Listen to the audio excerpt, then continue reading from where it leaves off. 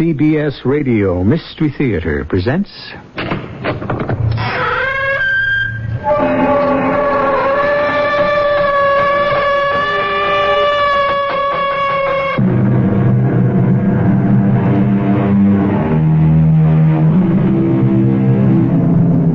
Come in.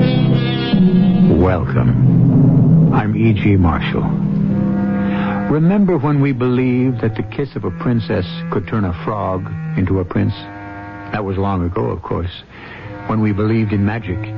The years passed and we started calling it luck. Then, pushed, prodded, or plummeted into a confused maturity, we began to speak of problem solving.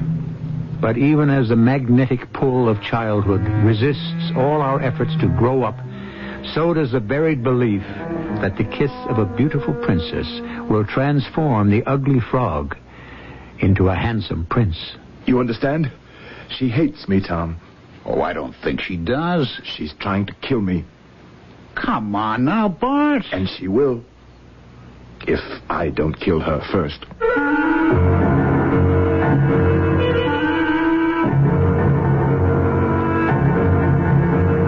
Our mystery drama, Death Spell, was written especially for the Mystery Theater by Elspeth Eric and stars Ralph Bell and Joan Lovejoy.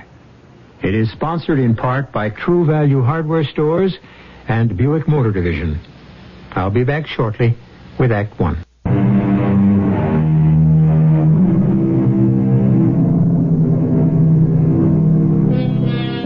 Magic is and has always been man's frantic effort to control what he fears.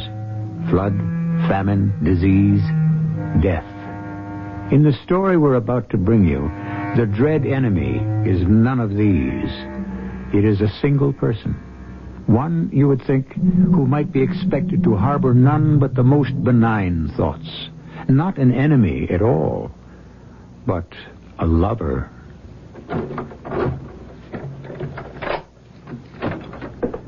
Helen. You here? I'll be right with you, Tom. I'm putting a casserole into the oven. Oh, not that same old thing again. Till one of us starts bringing in some money, it's that same old thing. I got your thingamajig. You did? Oh, why didn't you say so? I just did say so. Oh, great. Marvelous. Swell. I could have bought a steak for what that thing cost. Oh, but I had to have it. I need it. Yeah, well, I need protein. Oh, gorgeous. Fantastic. What the devil do you want it for? I have to know if I'm going to get the part in Antigone. What part? What Antigone? Sophocles' Antigone. I read for a part in it. Doing Antigone where? Off-Broadway? Off Broadway. New Jersey, 2 weeks. But they paid equity minimum. I bought this, whatchamacallit, so that you could find out about 2 weeks in New Jersey? This is not a whatchamacallit or a thingamajig. It is a Ouija board. Whatever. It's not a whatever either. The Ouija board is as old as astrology. Ouija board goes back to the 4th century B.C. I'm so impressed. Where did you get it? In one of those voodoo shops on Greenwich Avenue. The Ouija board has nothing to do with voodoo. The Ouija board is an ancient divinatory device. Yeah, okay. Now, come on. Put your fingers on the planchette. Tom, come on, now, please. The casserole is going to take an hour, so come on. Oh, do I have to? Yes, you do. You have to. If I don't find out about that part in Antigone, I'm going to burst. Just put your fingers very lightly, please. Okay. Ouija, tell me, am I going to work soon in a play? Am I? Close your eyes, Tom. No, okay. Just let it move by itself. Okay. It is moving. You can't rush it. You know, I ran into a guy today. In the voodoo shop. This is not voodoo. A guy I hadn't seen for a couple of years, at the very least. Bertram Chillingworth Crowley, commonly called Bart. Ever tell you about him? Mm-mm. I knew him in art school. He came to class every day in a Cadillac station wagon. That suggest anything to you? Money. Mm-hmm. Lots and lots of money. Pots of money. Lots of pots of money. Why don't you shut up and concentrate? He never did finish art school. I think the planchette is starting to move. He was too rich to paint. It is. He quit art school and he sank back into his millions. It's starting, Tom. I never gave another thought till today when I ran into him in the voodoo place. Oops. Tom. I gotta get the phone. But it was just starting to move. Hello. Is this Tom Craven? Yes, this is Tom Craven. Tom, how are you? Well, who's this? This is Bart. We ran into each other this afternoon. Greenwich Avenue? Bertram Chillingworth Crowley? Yes. Listen, we didn't get much chance to talk today, so I was wondering, could we have lunch? Tomorrow, maybe? I don't eat lunch as a rule. At my club, I thought. Oh. Well, I have something I'd like to talk over with you. Something that might interest you. Oh? Would it be all right if I brought a girl along, Bart? Your wife? No, a girl. Well, sure. Bring her along. How's 1 o'clock? Meet you in the lobby of the Lancaster Club on Park Avenue. 1:30? That all right? Yeah, all right. Hey, how do you like that? Just finished talking about the guy. He's on the phone. Tom, sit down. That's spooky. That's really spooky. It's moving. Is that okay with you? Lunch tomorrow? Now, relax. Don't press on it. 1:30? It's spelling out something. Lancaster It's Club. moving to A. It's a very snooty joint. Oh, it's going so fast. Park Avenue. N-T-I-A-N-T-I. Antigone. The first 4 letters in Antigone. How do you like that? That's spooky. You'd like it. You really would. It's got 3 rooms besides the studio, and the studio has a skylight. Oh, that sounds marvelous. Perfect north light. I had it built to minute specifications. Had it built for myself. I thought someday I might take up painting again, but of course I never did. Oh, that's a shame. Oh, I don't know. Never did have much talent, you know. Not like old Tom here. Yeah, well, old Tom here isn't exactly setting the world on fire. No, but you will one of these days. And I'd like to help you on your way to fame and all that. Well, that's awfully nice of you, Bart. Really is. You'd be doing me a favor if you'd move into the place. Both of you. I really mean that. Helen? Is it that you don't want to leave the city? Oh, Lord, no. Or maybe Helen doesn't want to move out of New York. Actresses don't, I've heard. Well, you heard right. Actresses like to be where the action is. I'm up for a part right now. But my place is only 50 miles from the city. You can get there in an hour. Oh, there's a train? No, look, I have a car. Well, actually, I have 5 cars, and I have a chauffeur. Or Tom could drive you, or I could. Think about it, will you? Sure. Oh, well, certainly you'd think about it. And let me know as soon as you can, okay? You bet. Anybody want any more coffee? Not for me, thanks. I'll get the check. Waiter! Check. I'll sign it. It's a funny thing you phoning me, Bart, when you did. I'd just been telling Helen about you when the phone rang. He was telling me how he'd run into you. In the voodoo shop. Not voodoo. Oh, they have voodoo stuff there, too. Potions, powders, amulets, all kinds of stuff. Are you interested in magic? Tom was buying a Ouija board for me. She was trying to find out if she was going to get a part in a play that she's up for. And I am going to get it. Yeah, you hope. Well, the Ouija board spelled out A-N-T-I, and the name of the play is Antigone. So how about that? That was right after the phone call from you. You know, everything was getting very spooky. Listen, if you decide to take the studio at my place, bring the Ouija board along. Something you're dying to know, Bart? Something I'm dying to know. Yes.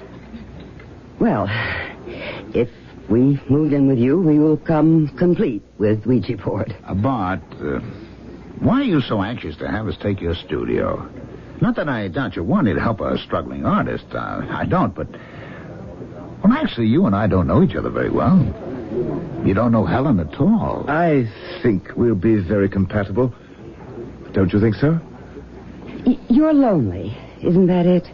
Lonely. Well, I mean, living all by yourself in that big house on that big estate. But I don't live all by myself. Oh, you don't? I'm sorry. I just assumed you you didn't did. Mention anybody else. Oh, there are the servants, and then there's my wife. Your wife? You didn't say... You never mentioned... I didn't know you were married. Oh, yes, to Rosalind.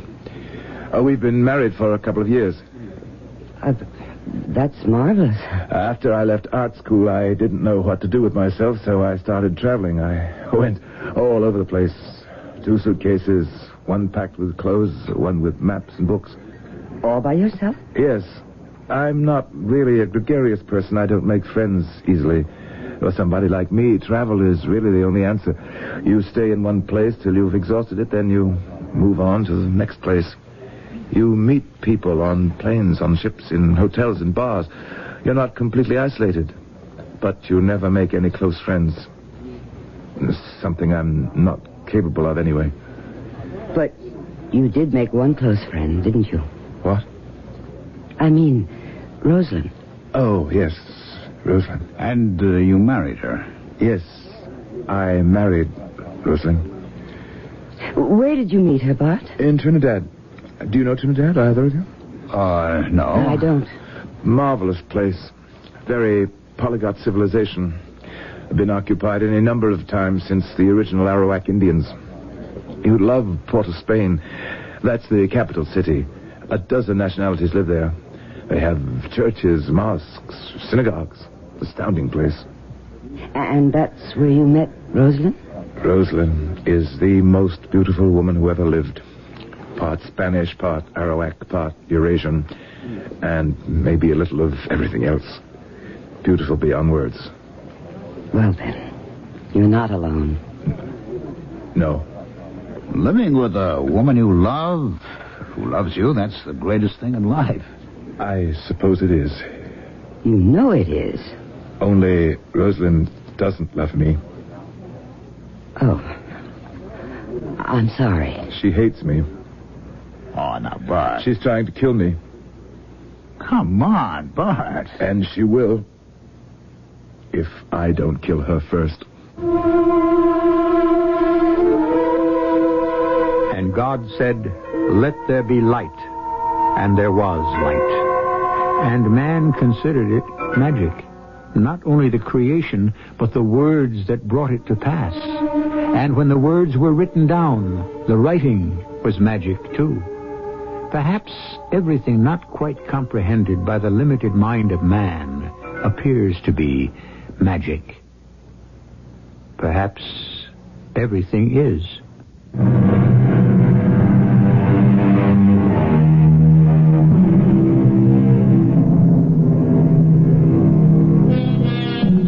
What a lovely word magic is. It springs from the lips so lightly, like the bursting of the tiniest seed pod showering its contents into the air.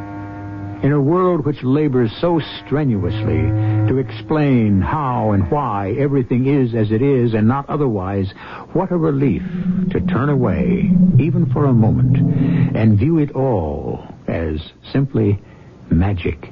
It's crazy. Simply crazy. It's a beautiful place. I may not stay, Tom. Well, I'm staying.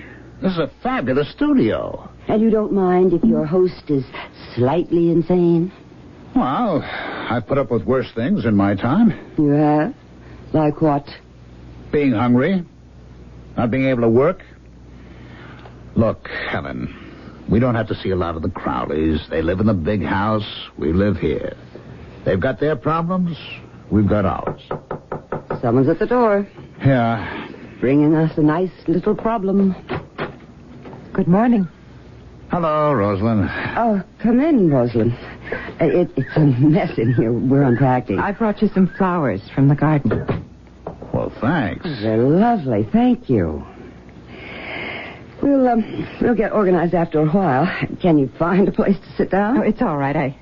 I'll just wander about. I can't stay. Oh. Well, look here. Did you bring this with you? Oh, what's that? Oh, no. We didn't bring any books. It's a copy of Malleus Maleficarum, The Hammer of Witches. Bertram must have put it here. 2 Dominicans wrote it in the 15th century. Then people believed in witchcraft and magic. Have you read it? I couldn't finish it. I think it's the most boring book ever put together. Well, if there's anything you need... Not at the moment. If you find you do need something, please let me know. Thank you, we will.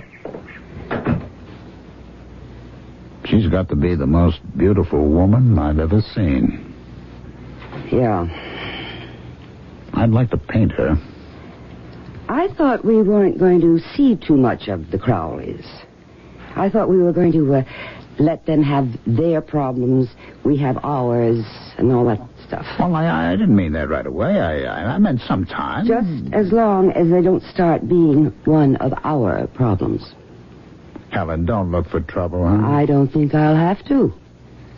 I think it'll come right up to the door. Oh, maybe it's arrived. Helen, knock it off, will you? Hey. Hiya, Bart. Come on in.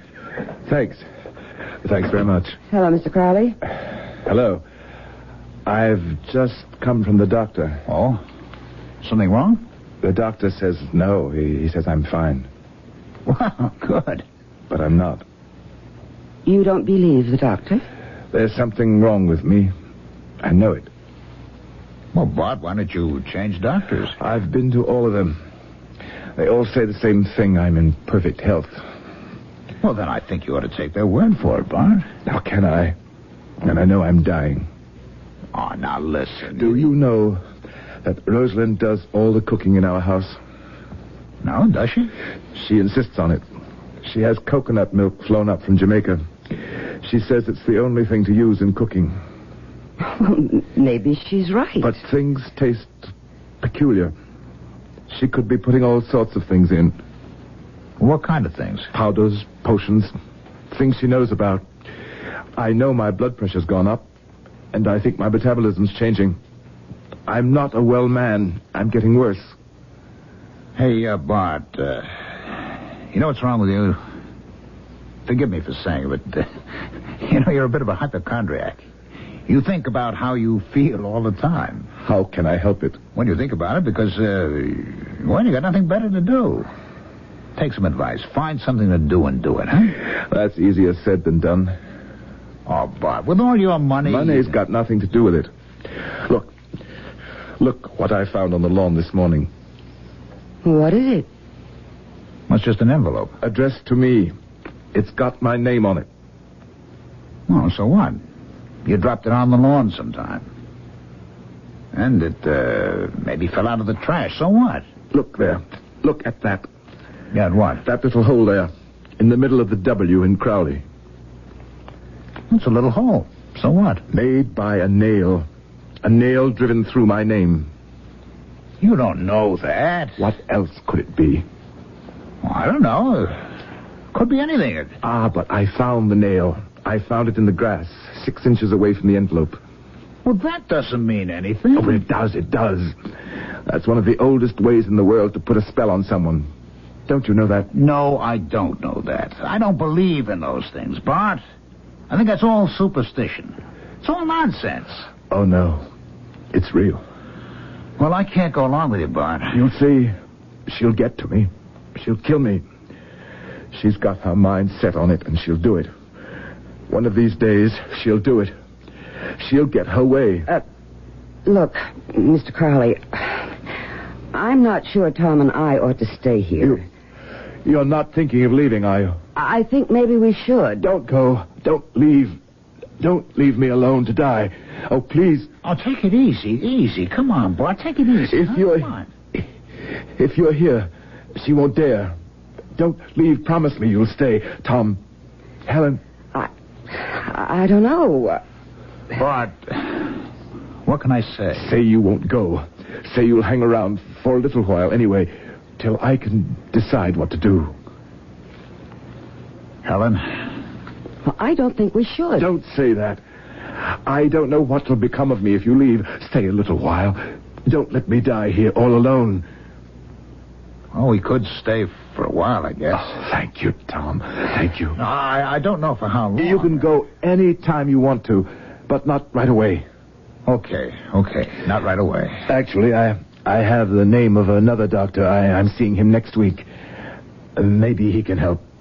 Yeah, maybe he can. Thank you both. You've taken a load off my mind. Oh, and you will come up to the house some evening for dinner, won't you? We'd love to have you. Rosalind's a very good cook, she really is. And she wouldn't put anything in your food. Just in mine. Why did you say we'd stay? Oh, I don't know. He seems so sort of helpless. Is that the only reason? It won't hurt us to help him out. Are you sure he's the one you're interested in? Or is it his wife?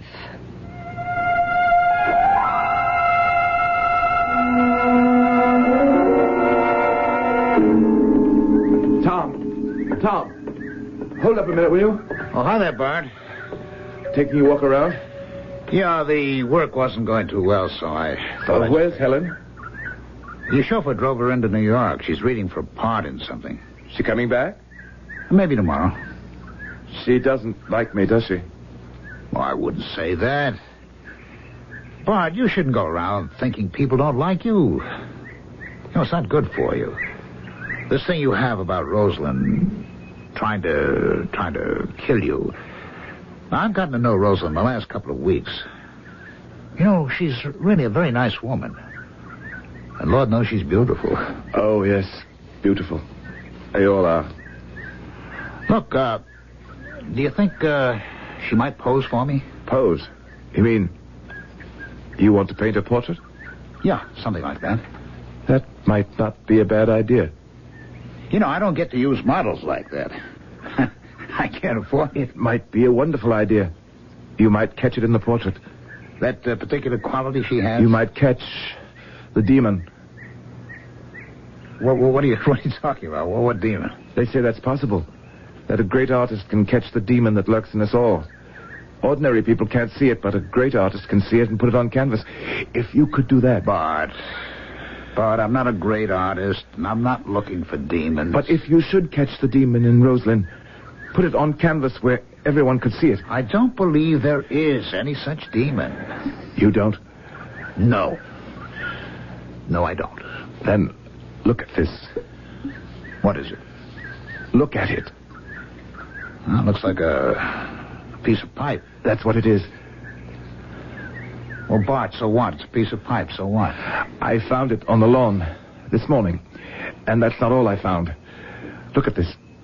Go ahead, look at it. All right. It's a sinker, isn't it? The kind you put on a fish line to weigh it down? That's right. It's a sinker. All right, so what? A lead sinker. Hey, Bart, you know something? You're driving me crazy. Why shouldn't you find a lead sinker on the lawn? People do fish around here. You probably do yourself, don't you? And a piece of pipe? What about that? Yeah, well, what about it? Lead pipe. Lead pipe. A lead sinker and a piece of lead pipe. Doesn't that say anything to you? No, not a thing. Is it supposed to? Lead, Tom, is the metal of Saturn. So what? Very powerful in a death spell. But you're driving yourself crazy with this thing, you know that? Just as copper is the metal of Venus, copper is powerful in a love spell. Oh, yes. When Rosalind and I were first in love, she gave me a copper bracelet. She said it was for the arthritis in my hands, and it did help, I have to admit that, but that wasn't her real reason for giving it to me. Oh, no. It was to cast a love spell over me. She wanted me then. But now it's lead. The Saturn metal. Lead. The metal of death. Bart, come up to the studio with me. I'll make you a drink. We'll have a talk, huh? I have an appointment with the doctor. Just one drink. A new doctor. I told you I'd found one, didn't I? The doctor will wait. Or you can see him some other time. Come on, huh? Just one drink. We'll talk. Well... Tom? Tom, help me, please. Who's that? Is that Rosalind? Tom? Tom, please. Where is she? She's up there. Where? In her room. Tom! Please, Tom! What does she want? What's the matter? I imagine she wants you to let her out. Let her out of her own room? Yes. I locked her in. If you think Bertram Chillingsworth Crowley is a madman, take a look around you. Do you find the behavior of your friends and relatives at all times and on all occasions reasonable? Take a look at the people of the world. Are they behaving rationally? Or if your friends and relatives are too close to you and the citizens of the world are too remote, take a look at yourself, if you dare. I'll be back with Act 3 shortly.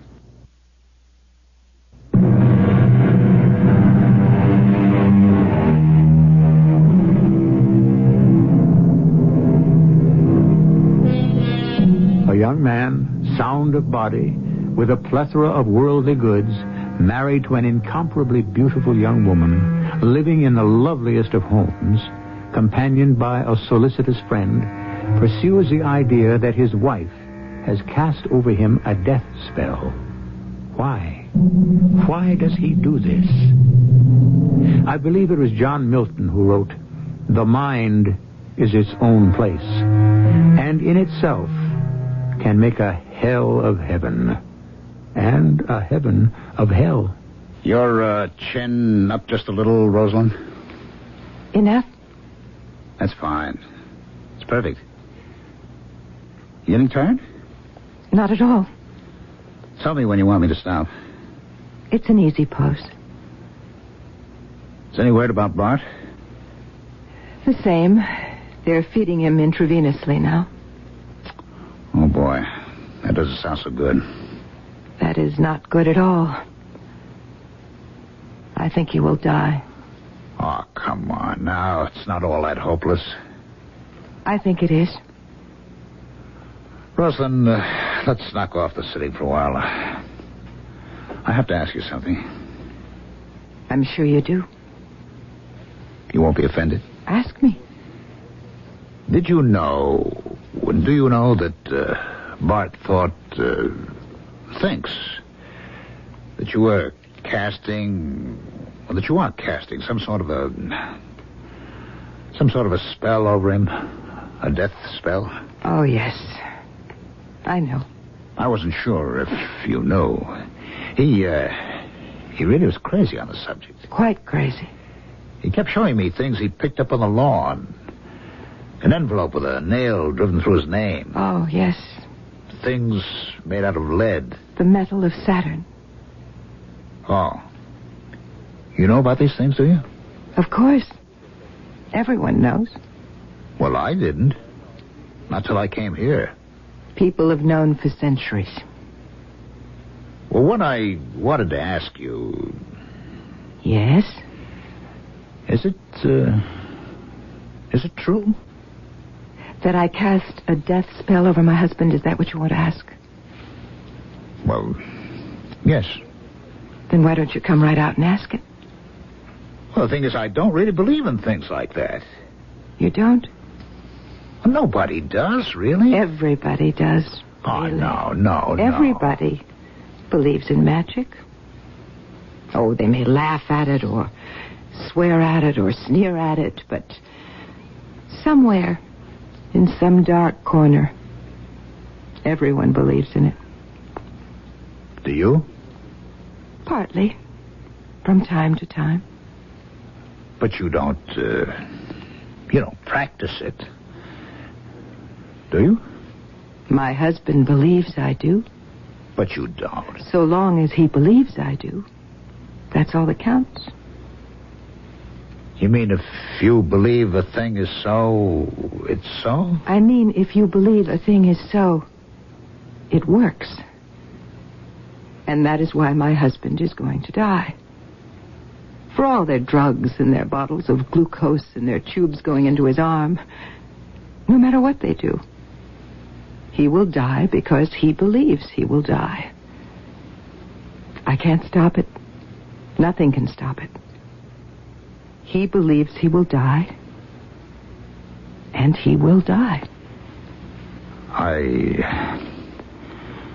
I don't think I can go along with that, Rosalind. It doesn't matter. Oh, look there. Look out the window, your girl, Helen. Oh, she's back. She went into New York to see about a part.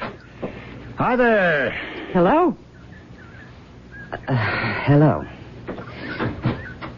What's going on here? Well, nothing's going on. Rosalind's posing for me, that's all. Oh, really? We just stopped for a minute. We were talking. We're talking about Bart. The hospital's got him on intravenous feeding. Doesn't look too good. I'm sorry to hear that. Yes, it's too bad. You don't seem too broken up about it. Oh, now, Helen. I'm not happy about it. I think you are. Helen, you'd better stop, huh? You know what I found her doing the other day? I went up to the house to borrow something. Do you know what she was doing? Oh, Helen. Come on now. Scrying. That's what she was doing. Scrying. What's that?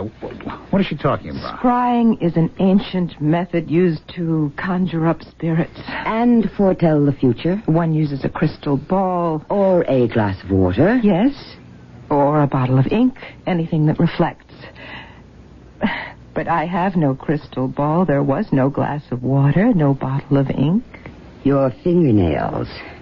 Your long, pointed, long fingernails. Polished till they were gleaming.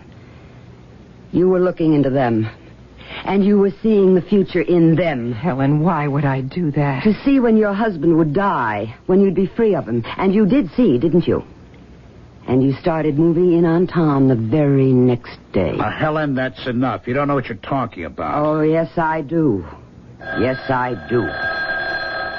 Somebody get that. I will. Thanks. Yes? Yes, this is Mrs. Crowley speaking. Oh? Oh. Yes, I understand. Thank you for calling me. Was that, was it, It was the hospital. He's dead. Oh, Rosalind. That's awful. Can we do anything for you? What can we do? I don't know. Anything at all. Could you stay for the funeral? After all, you were the only friends he had.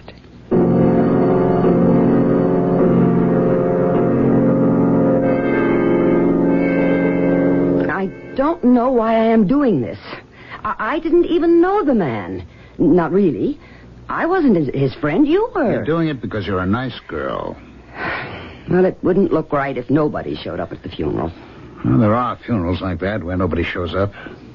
I've read about them. If nobody showed up, how did anybody know? You got a point there.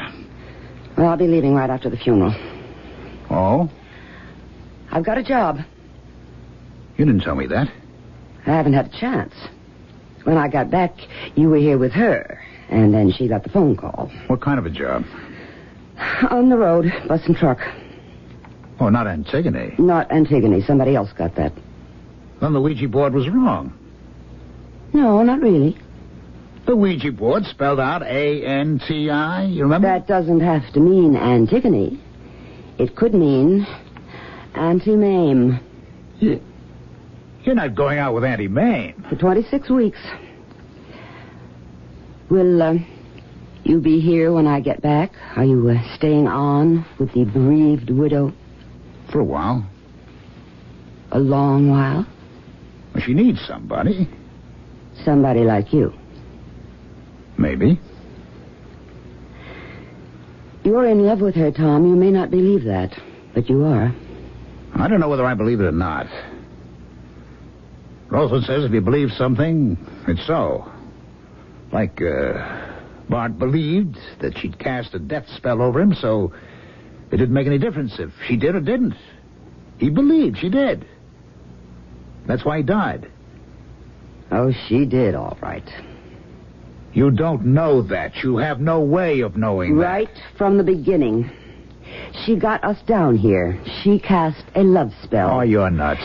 And I'm getting out before she casts a death spell over me. She hasn't got a thing against you, Helen. She likes you very much. Yeah? Then why is she taking my fellow away from me? She hasn't... It's all in your head. Oh, is that where it is? Then why are you staying on here? I told you, it's just for a while. A long while. Like forever? Oh, no. I'll tell you what.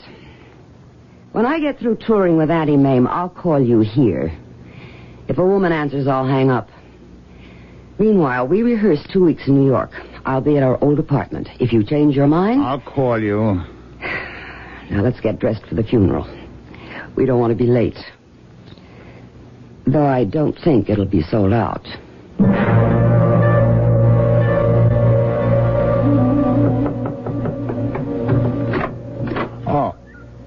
Oh, come in, Grossel. I brought you some flowers. Well, that's very nice of you. Roses, huh? I arranged them for you. I don't think you have any vases here. Oh, where'll I put them?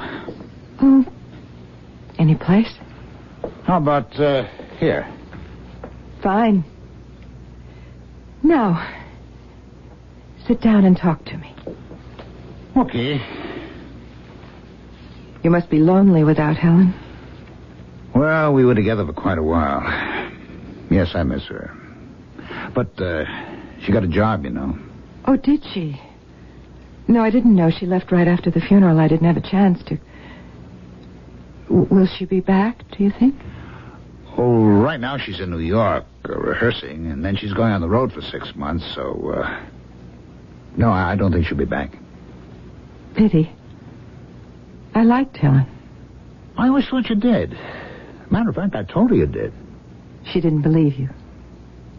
Well, no, actually, she didn't. It's very hard for me to convey liking.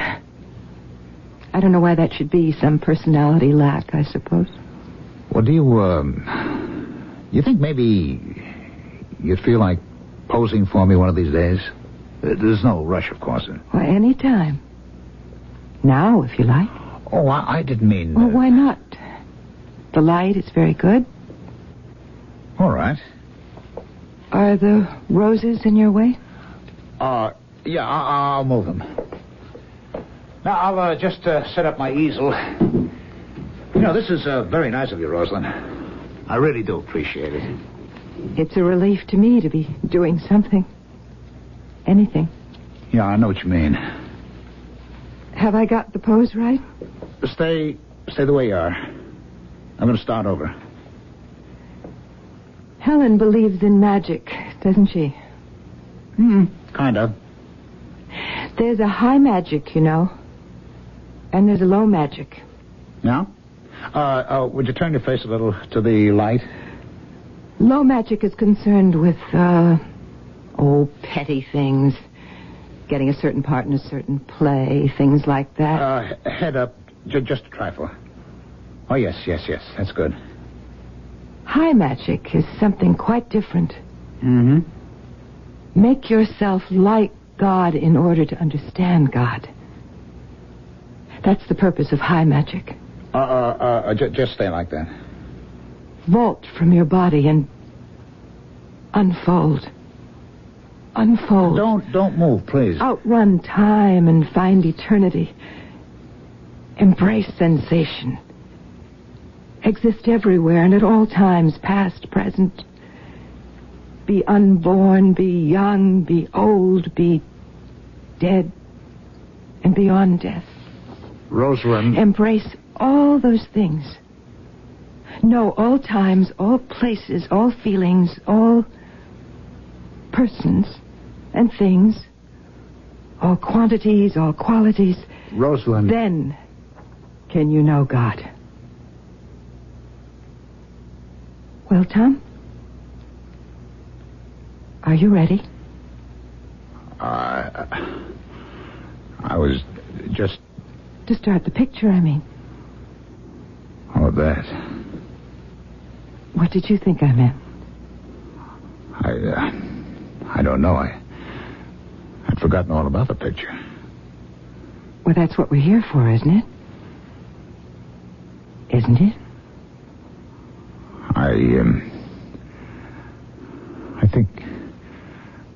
I think I'll just move the roses.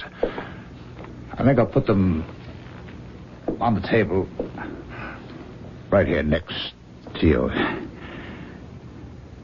Yes, I'll put them here. Wait a second. Yes? Something wrong? You've put them in a copper bowl. Yes. Copper is the metal of Venus. Yes. Copper is the metal of love. What's the matter, Tom?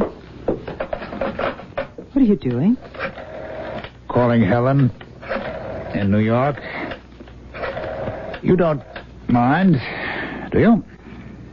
I don't mind. No. I want to tell her something. It'll only take a minute. Hello? Helen, this is Tom. I'm coming back to New York. When? A couple of days. I want to finish a painting I've just started. A painting of Rosalind? Yes. It could be very good if I can just capture something. Capture it and put it on canvas. Capture what? I'm not sure. But I think it's a demon.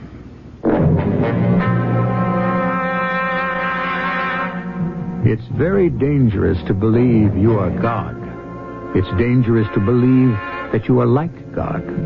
It's dangerous even to believe that you can understand God. It's not only dangerous, it's arrogant. I'll be back shortly.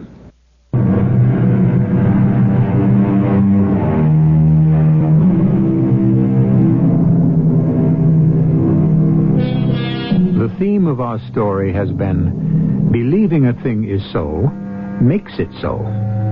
Well now, will believing that you are handsome, charming, and irresistible make you, in all truth, handsome, charming, and irresistible? I very much doubt it.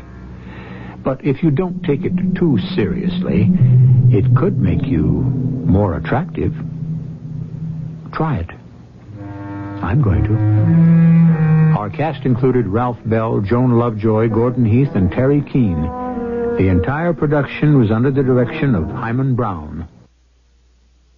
This is E.G. Marshall inviting you to return to our Mystery Theater for another adventure in the macabre.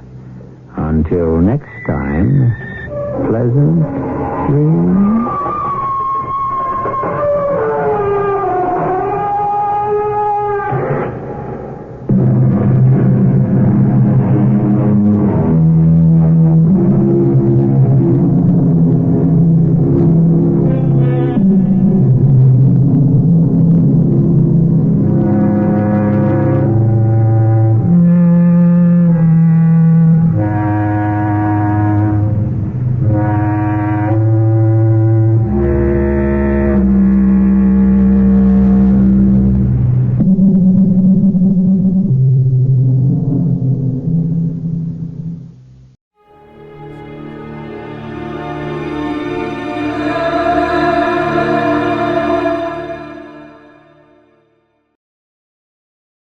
Fed up with the everyday grind.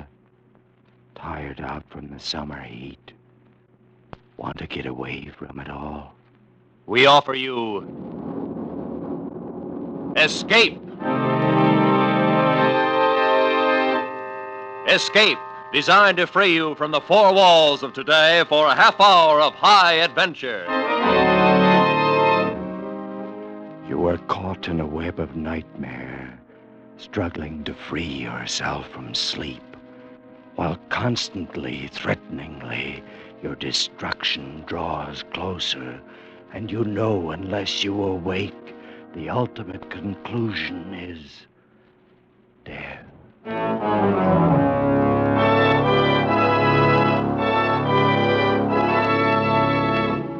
Tonight, we escape to 2200 A.D. and the fearsome picture of the last days of civilization, as H.G. Wells told it in his terrifying story, Dream of Armageddon.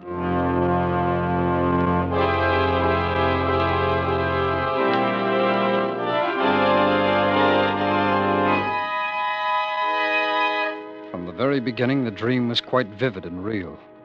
Much more real than the dull world of business that moves by day. And in a short time, I began to thrust the waking world aside and live my life wholly in the dream, night by night.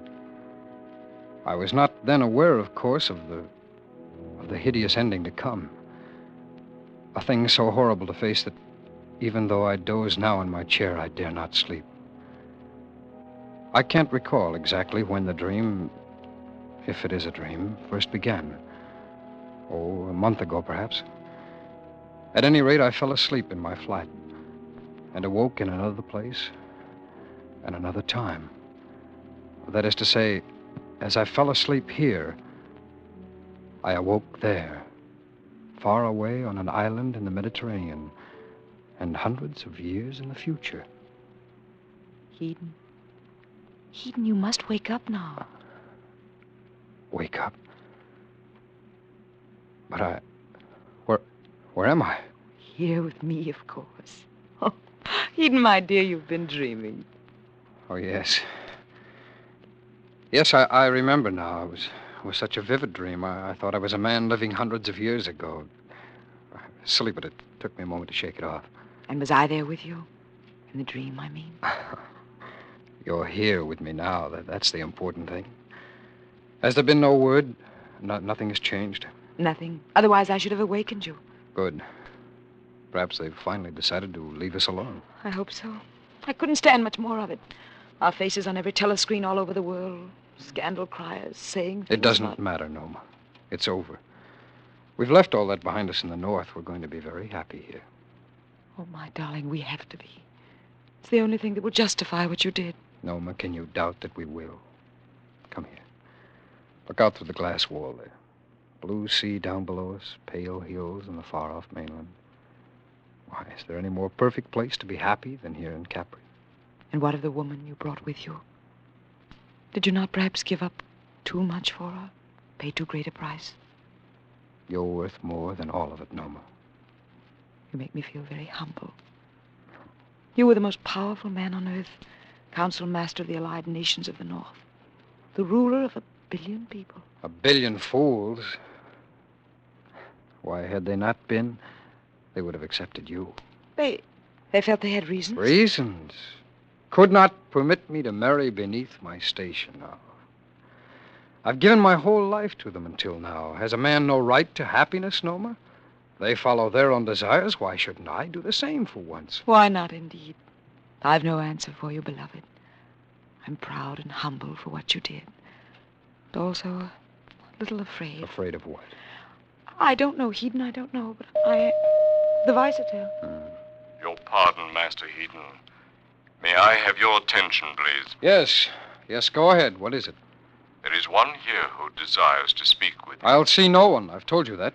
He tells me to say the white grasses grow tall in the north and reach above the snow.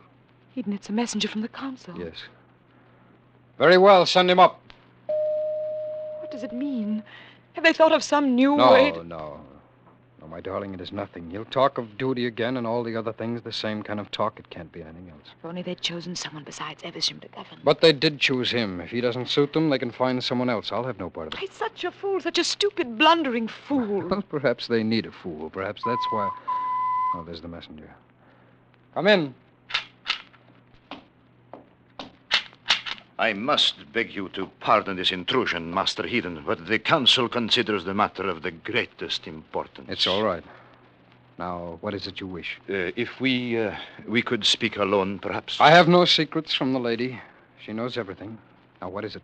I am empowered by the council to ask you to return at once and take charge of the government again. Alone? Yes, that would be required, of course. Then the council wastes my time and theirs. But there have been new developments. Evesham already has begun the moves we've always feared he would.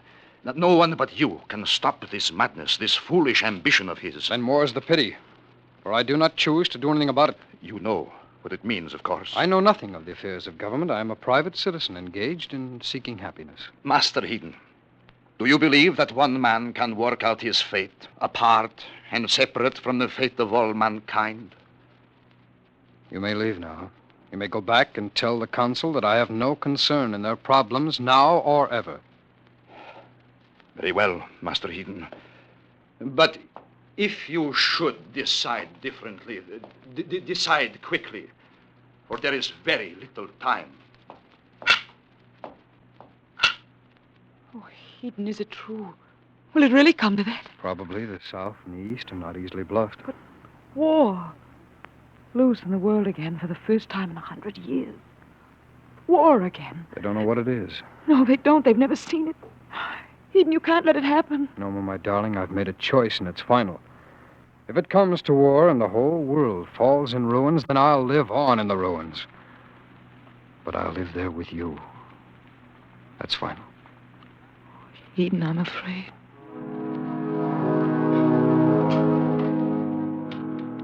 I calmed her fears at last with many brave prophecies of the joys we should find in our life together. And as we talked and watched the sun sink finally in the waters of the quiet sea, the blusterings of Evesham seemed far away, and the threat of war no more than a part of some nightmare. At a late hour, we fell asleep.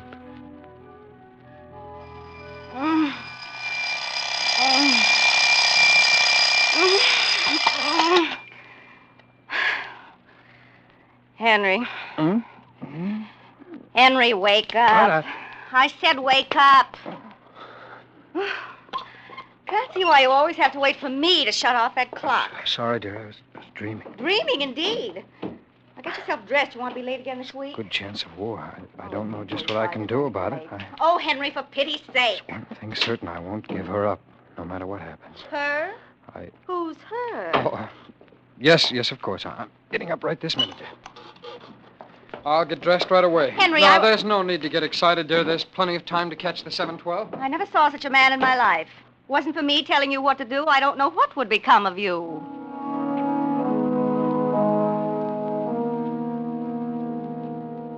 All that day at my office, I kept thinking about the dream. It was hard to remember that it had been a dream. It had been so real as everyday things going on around me. Perhaps even more real. Certainly more desirable. For, as you may have guessed, my daily life held little of interest. But in the dream, everything was different. There I could be the great Master Eden, controlling the destinies of millions of people, feeling for the first time in my life a deep and exhilarating sense of power, so sharp in its contrast with the drab, waking life I lead. And most of all, I could not forget the girl, the way she looked, the glorious way that she... Well, no matter. All day I kept wondering if I should be able to find the place again, so far away in space and time. Too long delayed, the night came at last, and I went to bed hopefully. But nothing happened. There was no dream. For 3 nights there was no dream, and I grew frantic with worry, with longing for her. And then came the 4th night. Careful, darling.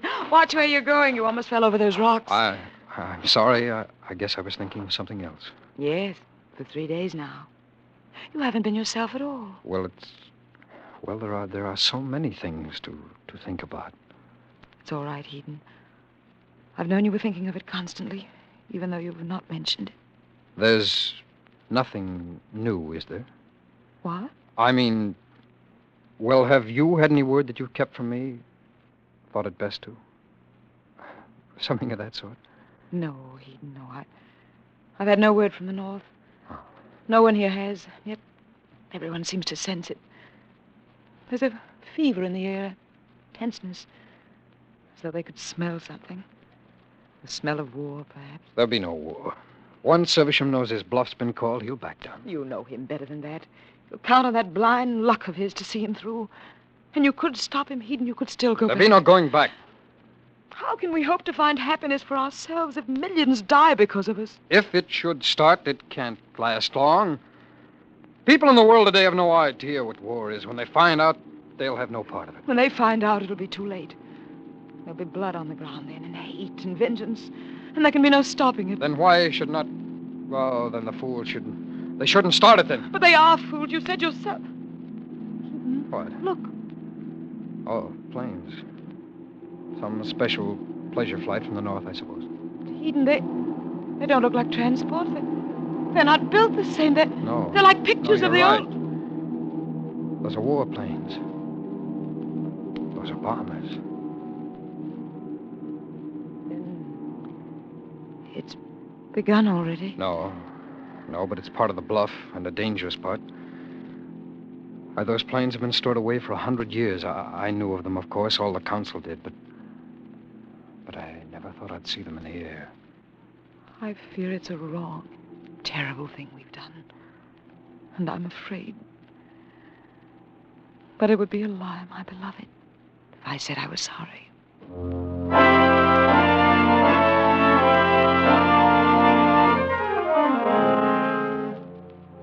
No more warplanes came to Capri in the next 2 days.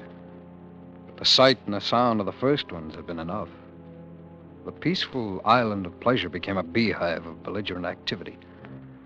Preparation for war by a people who had never known anything but peace. Old weapons, relics for years, came out of storage places, were cleaned, polished, made ready. Big guns appeared as if by magic, were quickly set in placements about the rocky isle. Norma and I took no part in the madness about us, but walked alone from the others. She with a growing sadness, and I with a swelling hatred for blind, blundering Evesham, and for the stupidity he'd called forth now in mankind. And then, late afternoon of the third day. But why? Why do they act as if they might come here, Eden? If there were a war, it could never reach to Capri. Who knows why they act or what they think? There's no reasoning in them. They're like sheep, anxious to get their throats cut and have it over with. It was all so beautiful, Eden. Oh, Norma, it still is. All this has nothing to do with us. We've turned our backs on it. What they do now is their own concern. This can't touch us. It's so terrible to think about it. Eden, look. The planes have come back. Yes. Coming over the hills there. He's still playing the same old game. Oh, how long can that blundering Evesham hope to... Norma, these are not the same ones. What do you mean? I know the shape of these. These are warplanes from the south. Then, oh no, it can't mean anything. Was that what they call a bomb? That was what they call war. War. Eden, I want to see it. All its horror and idiocy. No. I want to see it. Not too close to the window, Norma. Look, down there by the edge of the water. Where the little pavilion was, Eden. There's nothing but broken rocks and smoke drifting up. Yes, that's where the first bomb went. But why should they wish to destroy a little summer pavilion? An accident. They were trying there for the docks. We swam there every morning. Do you remember how clear and how clean the water was? There must be blood in it now. Norma, there's no good in that kind of thinking. This is what they chose. Now they've got it. They couldn't have known it would be like this. Perhaps not, but that can't be helped now. It's too late now for them ever to turn back. How could they ever? Eden, look! Norma, get back! Look, Eden, that plane. Along the beach. The whole promenade. Hundreds of people and children, too.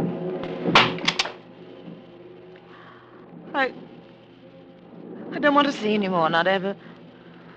We've got to find some way to get out of here. Some way. Capri is right in the middle of it. It was so beautiful here. Why should anyone make war on Capri? Why? War has a bad habit of spreading everywhere once it's turned loose. Just a moment. Supervisor from 22. I'd like a private plane and a pilot right away. Destination to be decided. Sorry, sir. All planes have been taken over by the government. General order by Master Evesham. Confound it. All right. What about a boat? Power boats have been taken over.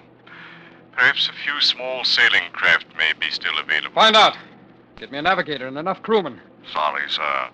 The government has ordered all able-bodied... All right. Just get me a boat then. Buy it, charter it, whatever's necessary. I'll sail it myself. Yes, sir. Where can we go, Eden? I don't know anywhere but here. Yes, and let's go quickly. Take me away someplace, Eden, far away. Anywhere but here.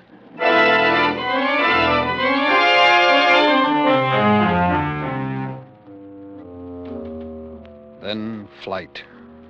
Days of flight from stolid death in his military boots who tramped always just behind us.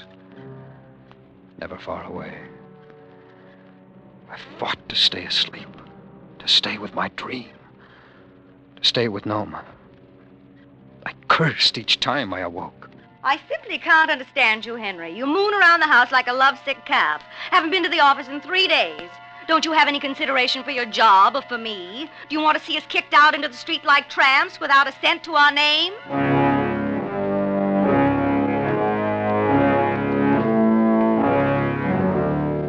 My waking life became the vague movement of shadow figures of which I remember nothing now. But my life in the dream was very real. Oh, yes, very real. No. I've just come from there. You cannot go through the pass. Why can't we? It is impossible. You must go back to the coast quickly. Eden, can't you explain to him we must find some place to buy food? We've had nothing to eat for 2 days. No, lady. There is no food here. Everyone is starving. Pestilence has broken out. Pestilence? Horrible plague. Came suddenly. Already, people of 2 villages are lying dead in the gutters. Spreading very quickly. Come, Noma. Let's go back to the boat. We tried first to land somewhere along the southern shore of the Mediterranean. We found it everywhere the same. In some places, the people were dying of disease and starvation. In others, they were dying of bleeding burns from the flame of war. But always they would die. Eden, everywhere we go, we find dead bodies. More and more all the time. What's happening? Has the whole world gone mad? Is the whole world dying? Back again to the north and a landing on the peninsula. Then pushing our way overland, trying to find some haven in a world intent on smashing itself to bloody fragments. Fleeing from the idiot fury around us and being blocked at every turn. You cannot go there. You must turn back immediately. Why? Why must we turn back when there's no place left to go back to? Back where? That I cannot tell you. But if you go farther, you will die. They have used poison gas, and the area is contaminated over hundreds of miles. I've seen people die from it. It is not a pretty sight. Death everywhere. Of course, if you would like to stay here, I'm sure we can take care of that pretty little throat of yours. Yes, indeed, we can. There were no real battle lines as yet. No armies. The thing had come too fast. But everywhere roving bands fought, plundered, killed one another. Sometimes not even knowing if they were killing friend or foe. And always overhead were the planes, humming like hawks, killing anything that moved. Eden, do you think he sees us? I'm not sure, Noma. Don't move. Don't move. He's heading toward us, all right. Eden, we can't just lie Don't here. move, Noma. By heaven, I think it is us. Look. Where? That old woman walking on the road. Doesn't she know?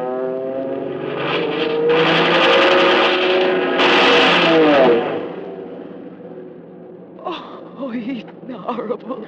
Horrible. Noma, no. Let's go. It wasn't us he was after.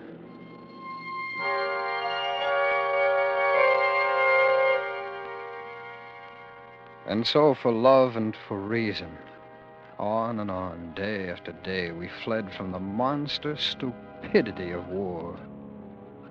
Till at last we could flee no farther.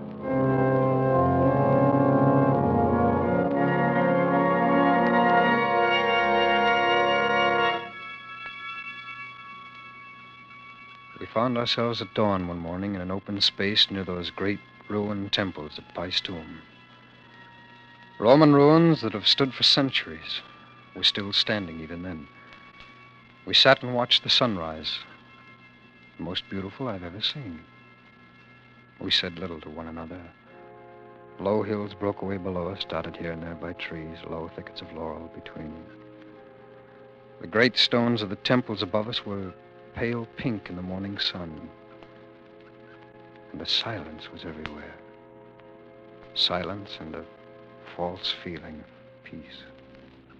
This morning, looking out there, one would never know. Oh, it's beautiful. But we can't stop here no more. We're only hours away from it now. How much farther, Heaton? How far must we run now? I don't know, my dear. It seems to be everywhere. Sometimes these last few nights, I've looked up at the stars and I've thought, all of this is happening because of us. We're to blame for it, you know. No, darling. No, we tried to find happiness, that's all. Can there be anything evil in that? I don't know, Keaton, but I'm afraid. Had you not run away with me, this would not have happened. Millions of people must die for our happiness. Something is wrong. Well, the blame lies with them. They die for their own stupidity. We are not stupid. We could have prevented it. Had you gone back and left me... No, my darling. Now, there'll be no talk of that kind. We'll still find... We will. The chance to work things out somewhere. I have a strange feeling, Eden. We shan't have any more chances. We owe some kind of a debt. They're going to have to pay for it very soon. Oh, you're tired, Norma. That's why you talk this way. You'll soon Look, feel... Eden, another flight of planes. Yes, they're everywhere now. Like vultures hovering, watching and waiting everywhere. Norma, we'll find someplace yet. Someplace... Norma, get down!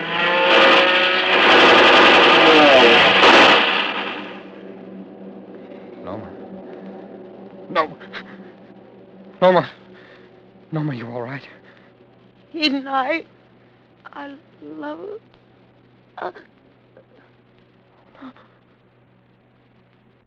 Norma.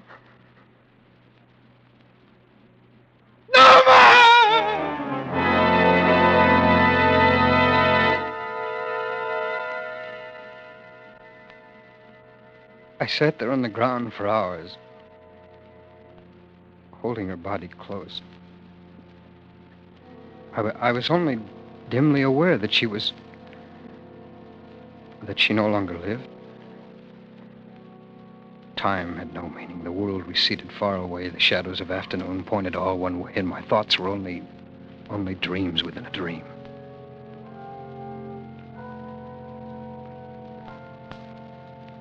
I must have stared at them for several minutes, not realizing who they were, watching them approach through the bushes. Before they came within yards, before it struck me suddenly, those uniforms. They were soldiers of the South and the East. With only one thought in mind, I jumped to my feet and ran toward them.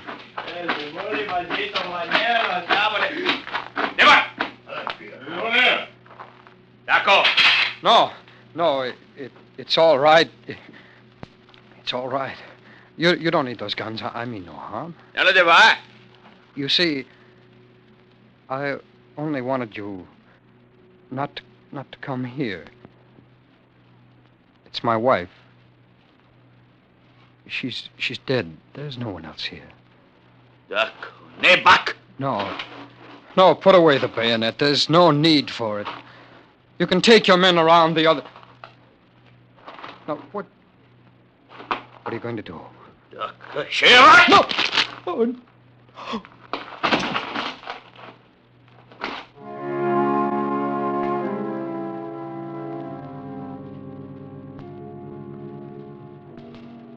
I lay there on the ground for a long time after they left.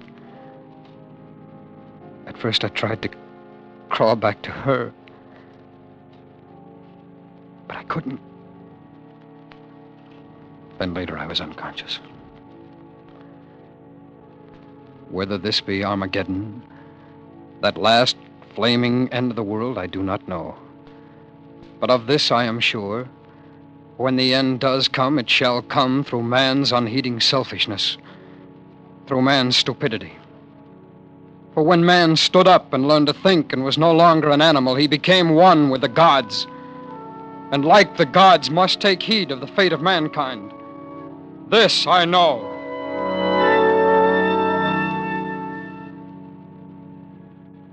Always before I had longed desperately to escape into the dream. But now with equal desperation, I fear to do so.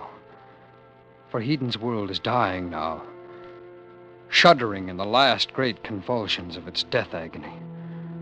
Over the whole great landscape of Earth lie the rotting, disfigured bodies of the dead. And the sad sun gleams with a pale and ghastly light through the smothering curtain formed by the hideous fumes of war.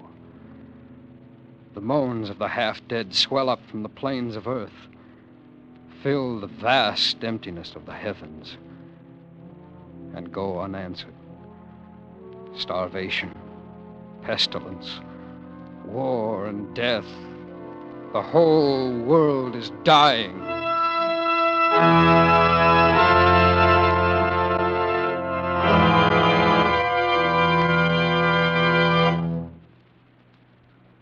Heden, too, is dead.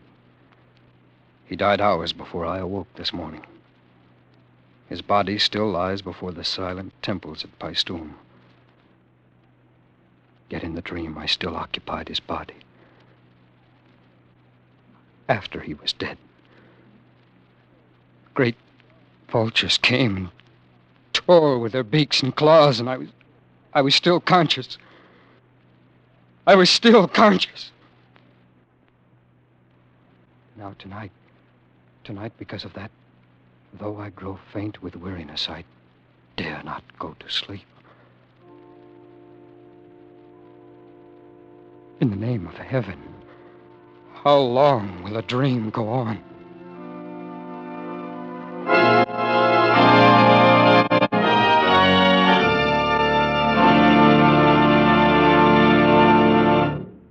Escape is produced and directed by Norman Macdonald.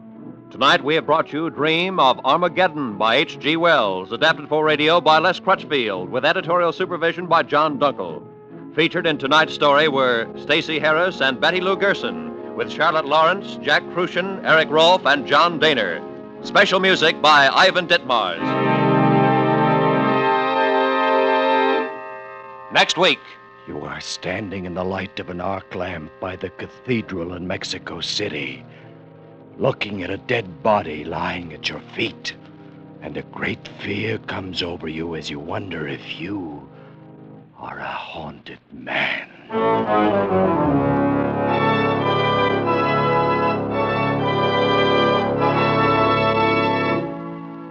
Next week, we escape with Ralph Bates' most unusual story, The Haunted Man.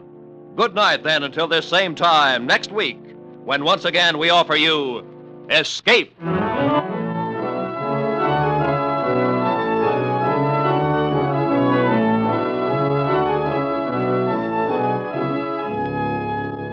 Roy Rowan speaking. This is CBS, the Columbia Broadcasting System.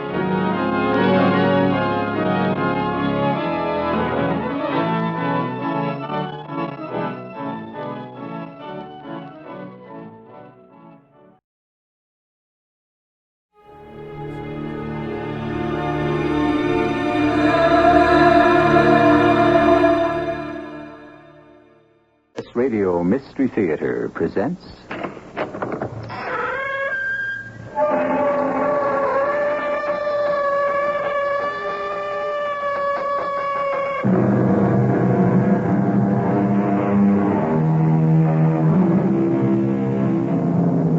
Come in.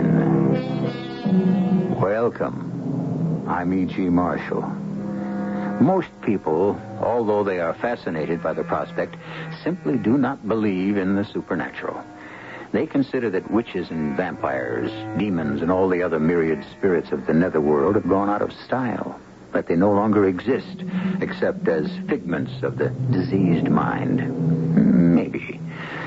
Although they would never admit to practicing black magic, there are witches' covens all over the world, even in our own America. I take no stand in the matter. I leave you with this story to decide for yourself. Don't talk about it if you don't want to, Jenny, but what happened? We were driving back to the hospital after after Sharon died. And he was like a wild man. He was driving too fast? He was burning rubber like it had gone out of style. But why? Maybe he wanted to commit suicide. Not my brother. And not with you in the car. But such a terrible accident. How did you get out of it alive? It wasn't my time yet.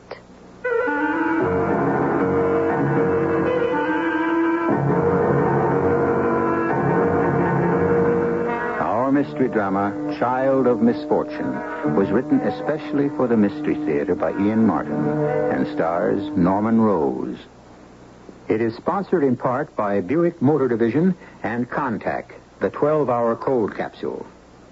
I'll be back shortly with Act One.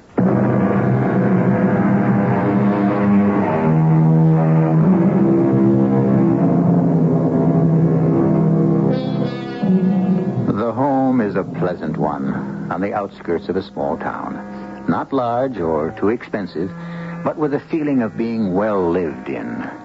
By the farthest stretch of imagination, no one could even accept the idea of any ghost haunting this bright little villa, or any skeletons skulking in closets. It's a house that suggests nothing but life, and its occupants, Dr. Sam Taylor, his wife Jane, and their son Bucky, just beginning his 13th year, are just the sort of people you would expect to find living in it.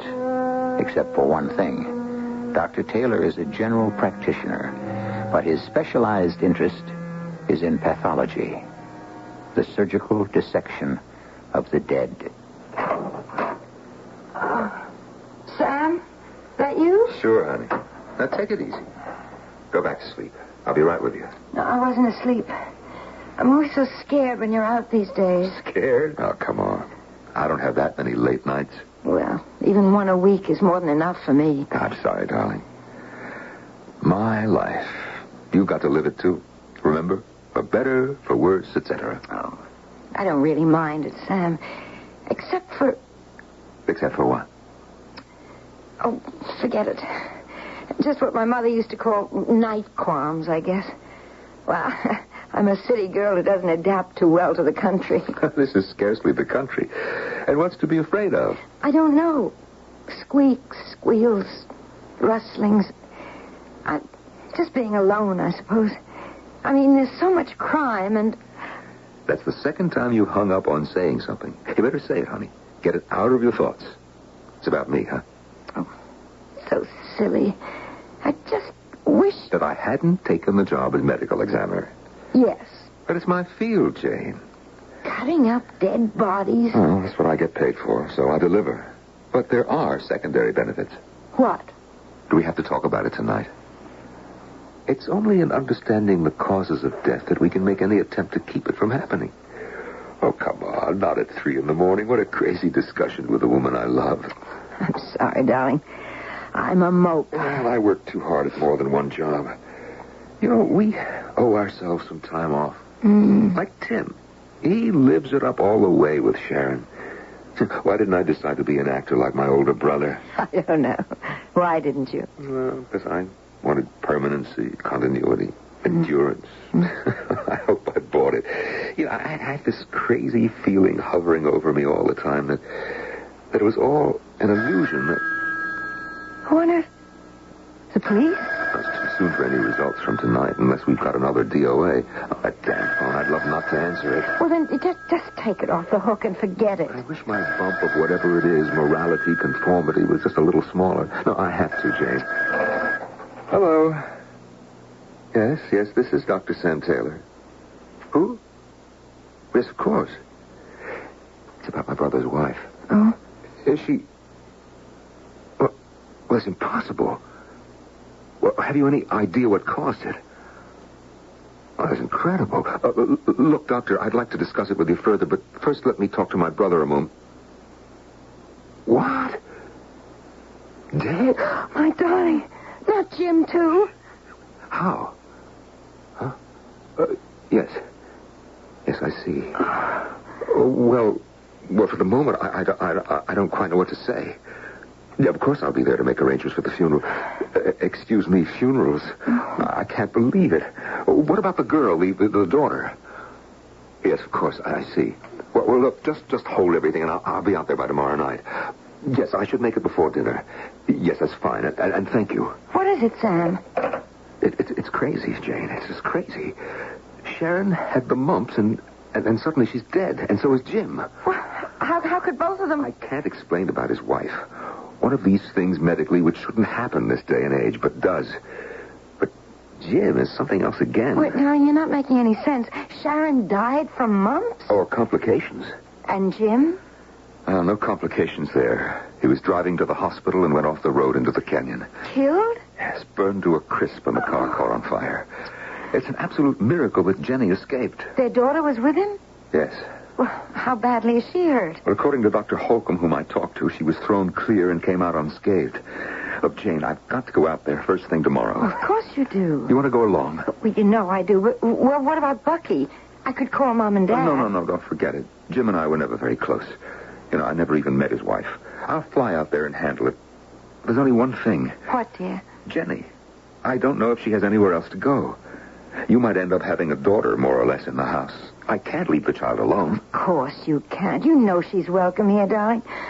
Oh, your poor brother and his new wife. What a terrible tragedy.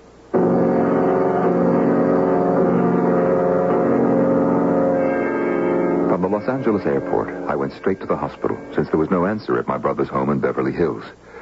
The physician in charge, Dr. Holcomb, met me.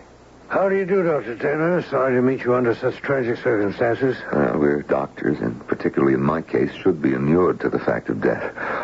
Only sometimes it never quite happens that way, does it? No matter if it's in the immediate family or not. Well, I'd hope that most of us are still human beings. What happened to my sister-in-law, first of all? I don't know. But, well, she had mumps, right? Dr. Taylor, she had glandular swellings.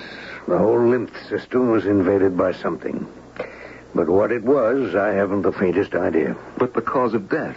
Massive edema. Lungs, heart failure. What did the autopsy show? Nothing. Nothing? I'm a toxicologist myself.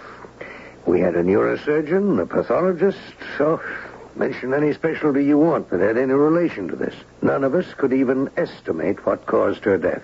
Then it wasn't mumps. I can't even tell you that. But weren't serum specimens taken?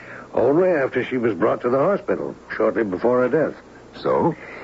Well, since we have no epidemic here, as you can realize, diagnosis is often difficult. Yes, of course.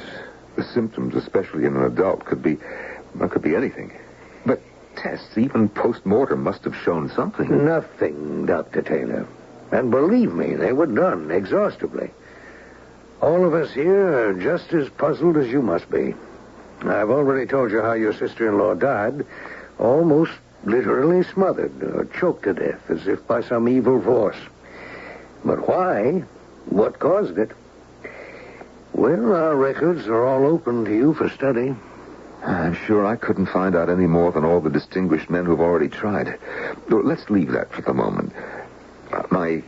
My brother. I can be more specific about that. When I notified him of his wife's death, well, quite frankly, his reaction was almost, what shall I say, paranoid. Paranoid? Yes. He screamed something on the phone about, well, again, he was so distraught, I thought the word was witch, but of course, it could have been a more familiar one. Witch? In what connection did he use it? I can't exactly say. It was something about, so the witch has had her way. And then he slammed up the telephone. I tried to call him back, but the next contact I had with him, with your brother, was when they brought him, or his remains, to the hospital. After the accident? Yes. We can only presume that he was on his way over from the valley on Benedict Canyon. And somehow lost control and went through the guardrail. The car was totaled. And your brother... You don't have to go through that. I know that he was caught in the car and that it burned to a crisp. With him. But what happened? He couldn't have tried to kill himself. Well, it's one reason I was called in. There are some who thought he might, under the circumstances, not have been quite himself. Oh, sure. What was the alcohol in the blood? Normal. No other evidence of any drug. Under ordinary circumstances, I might have guessed at a suicide attempt, except for... Except for the fact that he had Jenny in the car with him. So that rules that out. We use our comfortable little phrase, death by misadventure, right, Doctor? Right. Which completes the role of the dead. Now the living. I called the house as soon as I landed, but there was no answer. Do you know where my niece is? I most certainly do. Although she was... and I must say that there's only one word for it. Miraculously unharmed. I was afraid of post-factum shock. I kept her here in the hospital, since she seemed to have no one else to care for her, except yourself. How is she? Well, I can only say that from any point of view, she's a most remarkable and completely beguiling young woman. Young woman? Well, she's only 16. Yeah, so I've been informed. It's hard to believe. Her self-possession and, what shall I say, inner strength are quite formidable. Only matched by her general appeal. She's very hard to resist. I might mention also that she's quite incredibly beautiful. May I see her now? Yes, of course. She's been waiting anxiously to meet her only surviving relative. I followed Dr. Holcomb. I was conscious of a strange aura of mystery hanging over my brother and his wife's death. Somehow, both seemed so unnatural. Oh, I don't for the moment mean that I had any precognition of the fact that there was anything supernatural about them, or the niece I was about to meet. But I did have an uneasy premonition of, well, I don't know exactly what. And at any rate, it was banished momentarily the moment I met my niece. For I must say she was the most beautiful woman I've ever met in my life. A woman, a 16-year-old child. Looking at her, listening to her, falling under her spell, she was as lovely and compelling as any of the great beauties of all the ages. Well, Jenny, how do we feel today? Oh, so much better, Doctor. Thank you. I brought you a visitor. No, something more than that. A relative. Yes, well, I'm your father's brother, Jenny. Uncle Sam! No, that sounds funny, doesn't it? Well, maybe, but I don't mind the comparison. Jenny, I'm sorry about everything. Are you all right? I guess. Only, what's going to happen to me now? Why, you're coming to live with me and my wife, if you want to. I think that would be super. Aren't you going to give me a kiss to let me know I'm welcome, Uncle Sam? I'd be glad to do that little thing. That was nice. And I think I'll just leave out the uncle. All right with you, Sam? Should I have known right then? How could I possibly have guessed? The dark violet eyes, pools of strange and infinite wisdom. The voice, half child, half woman, in that ravishing body. All woman. Or most of all, the kiss. Far less a welcome than an invitation to and promise of forbidden things to come. I should have taken to my heels and run as though the hounds of hell were at them. But I didn't know. I didn't guess. And so I sealed my doom. Intriguing? What doom? What threat can a 16-year-old girl pose to a doctor in his late 30s, no matter how precocious she may seem? Precocious? No, that is not exactly the word for Jenny, as I think you will agree when I return to continue this story shortly with Act 2.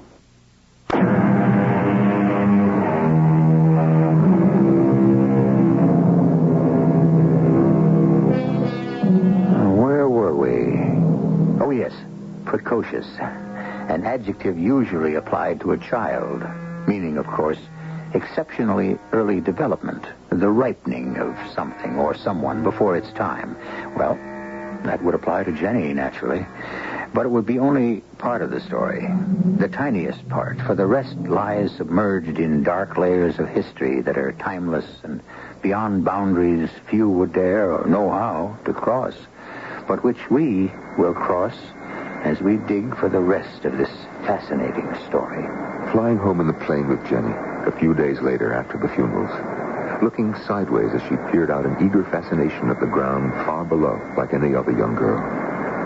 I was ashamed of myself for other thoughts that had clouded my head. Oh, look, is that Las Vegas? Yeah, that's it. Old Sodom and Gomorrah. Oh, I don't think it could be that wicked. I'd love to be able to go there and gamble. Well, the percentages all go with the house. You can't win. Oh, the luck couldn't run against me. I'd win. What's that mean? Just that I always do. When I want to. Well, I'm afraid it'll be a couple of years yet till you can prove that out. You mean because I'm not of age? That's right. I don't think that's fair. Well, lots of things in life don't seem fair, Jenny. Yes. It could have worked out if only... Oh, you poor kid. Try not to think about your mother. Oh, it isn't her. Sharon wasn't my real mother anyway. She died when I was born. Then my father married her, Sharon. And then when he died, your brother came along. He's the one I was thinking about. Oh, crazy. Look, don't talk about it if you don't want to, Jenny. But what happened? We were driving to the hospital after Sharon died. And he was like a wild man. I asked him to let me drive, but he wouldn't. He was driving too fast. He was burning rubber like it had gone out of style. But why? I don't know. He was real gone on her, Sharon. Maybe he wanted to commit suicide. Oh, no. No matter how frantic he was with grief, Jim would never do that. I know my older brother too well. And certainly not with you in the car.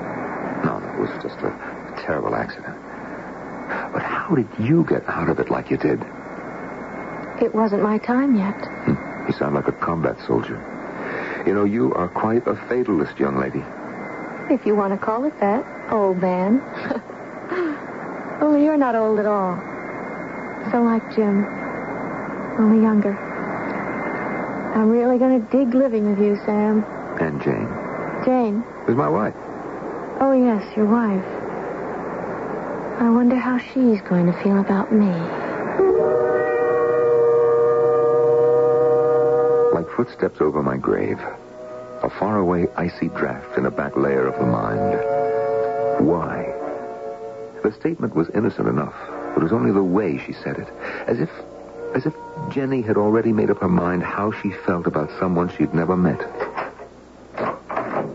Jane, we're here. Oh, I'm sorry, darling. I didn't hear the car. I missed you every minute, though. Oh, Jane, darling. This is Jenny. Hello, Jenny. Hello, Mrs. Aunt Jane. That's nice, dear. You know, I hope you'll be one of the family. I hope I can. Where's the other member? Oh, Bucky was all in a dither. He was dying to meet his new cousin. Or sisters, I hope you'll beat Jenny. But Peter Timmons' father had tickets for some big league baseball game, so he took them up to Kansas City for lunch first. And they're not back yet. He hoped you wouldn't mind, Jenny. Why should I? How old is Bucky? He's 13. Gee, I never would have thought you were that old, Aunt Jane. She doesn't look it, does she, Sam? Well, I don't think she looks old at all. Well, anyway, she's not like Sharon, all painted up and hair dyed and all. It's nice to see someone not afraid to look her age. Well, I guess I should take that as a compliment. Come on, Jenny. I'll take you upstairs and show you your room. I carried up the bags and then went downstairs to make myself a drink. It was a little early in the day for one, but of course Jenny hadn't meant anything by her remarks. Or had she? Yeah, I could tell that Jane was a bit miffed, which isn't like her. And damn it, she had made me glance at the wife I loved and notice that she had a few strands of gray hair, and the wrinkles were beginning to show. But with unpacking, Bucky's arrival home full of the game, and the excitement at meeting Jenny, dinner, and one thing or another, it wasn't until we were in bed that Jane and I had any chance to talk privately. I'm surprised about Sharon not being Jenny's mother. Yeah, it's a mixed-up history. The whole marriage was a mix-up, you know. Imagine not being at your own brother's wedding and never even having a chance to meet his wife. My other brother, Ted, was fit to be tied about it, too. Well, you were laid up with pneumonia. But the police department could have let Ted go. Oh, no way. He was on subpoena to the court as a witness on that murder case. And you know my oldest brother. Even if he could have gotten out of it, duty always comes first. Mm-hmm. Ooh, older brother. There are only 2 of us left now. Oh, my poor Sam. It's easier on me. I have you. Ted has nobody. Thanks to me. No, we're not going to rake up that ancient history. Well, I did steal you away from him. Nothing of the kind. I made the choice. Now, come on. That's enough agonizing for tonight. You need some sleep. Look, dear, if it's asking too much of you to bring Jenny into the house... Oh, don't be silly. I'm sure she'll be a help. And Bucky's crazy about her already, and... And? Nothing. She's a strange girl, though. My Lord, how beautiful a little sex goddess can you be at 16? She really put me in the shade, didn't she? You mean... the remark about not minding showing your age? Well, yes, if you want to know. Do I? Well, not to me. I do to myself. I looked in the mirror, damn her. Well, she couldn't have meant anything. Of course not. It was just an innocent remark. Except... What, dear? I don't know. I have the queerest feeling that for some reason she's antagonistic to me. Now, that is downright ridiculous. Everyone loves you. I don't know about that. What reason in the world could Jenny have for disliking you? None in the world that I know of. Well, then, look, let's just call this all off, baby, and get some sleep. Good night. But it wasn't a good night. There weren't to be that many good nights left, although I didn't know that yet. And all through my half-waking, half-sleeping state, I was haunted in my dreams by violet eyes promising ancient wisdom and tight young flesh. And then it was morning, and something like the old familiar life began all over again, and the days went wheeling by. I don't mean to complain, dear. Well, what is it? Jenny again? Well, I have to spend most of the days with her. You are out. Mm-hmm, working. Of course. So what is it that she's done? Well, nothing really. Just little things that somehow... I don't know. They rattle me. Oh, Lord, I'm tired. So, all right, for example. Well, I know it's going to seem silly, but she's forever after me to cut my hair or give me a manicure. Well, what's wrong with that? She just wants to do something nice. All right. Do the washing, clean up after dinner, anything, but why does it have to be so personal? Well, did you ever think she might be trying to sort of heal the breach between you? There isn't any breach. We've just never gotten together. And another thing, several times I found her in my room, prowling around my dresser. And she says she's looking for a nail file or a powder or some ordinary thing. Well, for Pete's sake, what else? You think she's trying to steal? No. Well, then what? Please, Sam, don't let's quarrel. It's happening more and more. I know. I'll have a talk with her, okay? I was thinking of taking Bucky up to see my parents this weekend. But what I'd rather have us do is just get away together. There isn't a chance, dear. I'm tied down on a couple of cases. Well, why don't you two go, and that'll give me a chance to set up some ground rules with Jenny. Well, all right, dear. But can you manage alone? I think we'll make out. Jane, are you all right? I mean, physically. Well, I think so. I'm very tired. Why? Well, let me feel your neck. Why? Gland area is a little swollen. There's a puffiness under the eyes that Oh, please. I feel quite old and unattractive enough as it is. A couple of good nights' sleep in the mountain air and I'll be fine. And maybe you can get Jenny straightened away. Now, I'm sure this is best and it will all work out. Famous last words. Best. But I suppose, in a sense, it was the real beginning of the eventual solution. The first night that Jane was gone, I had worked late, and I hadn't the slightest notion of working anything out, except that when I got home... Hello, Sam. I thought you'd never get home. What are you doing up? Waiting for you. You look beat. Sit down on the couch, kick off your shoes, and let me get you a drink. No, I don't think I want a drink, Jenny. You won't join me? Well, who said that you could have one? Me. Alone at last, Sam. Jenny, I think that you're a little drunk. Only with power. What are you talking about? You've known it from the very beginning, Sam. You. Me. Don't tell me I didn't get to you. And you're just what I want. Now, you listen, youngster. We'll just forget this. You've had a drink and you don't know what you're saying or suggesting. Oh, but I do. And I'm not suggesting. And don't tell me you're not buying. I can't believe that I hear what you're saying to me. Oh, you better believe.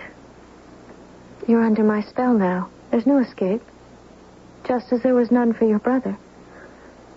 Except the road he took. Why, you little witch, I ought to just... Saved by the bell. Don't count on it. Go ahead, pick it up, Sam. Pick it up. And after you listen, you tell me who holds the whip hand. Pick it up. Dr. Taylor here. Oh, Jane, darling, I didn't expect you... What? Yes? But what are your symptoms? But how on... What about Bucky? I see, no signs, huh? Yes, well, look. We'll take no chances. Can Bucky stay on with your mother and father? Good, that's fine. Then you go straight to the hospital from there, and I'll be over to join you. Okay. No. There's no question it sounds like mumps, but we'll know as soon as we can run some tests. I'll see you at the hospital, darling. Bye. Isn't she a little old for mumps, Dr. Sam? You be quiet. Oh, no, you're the one who's going to be quiet. And listen to me. What? Sharon had mumps, too, remember? And she died because I wanted her to. You are a little witch, aren't you? And this time, I don't want any mistakes. I'm going to get just what I want. Jenny revealed at last? Or is she? Is this just a girl shocked by a succession of tragedies in her life who has lost contact with reality? Or is it Dr. Sam Taylor whose preoccupation with the dead and whose story we're listening to, who is the man who breeds fantasies? I will return shortly with Act 3.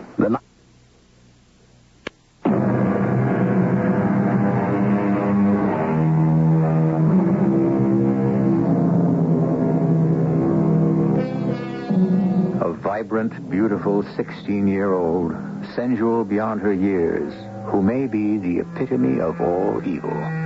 The girl who may be a psychiatrically distressed child or a witch.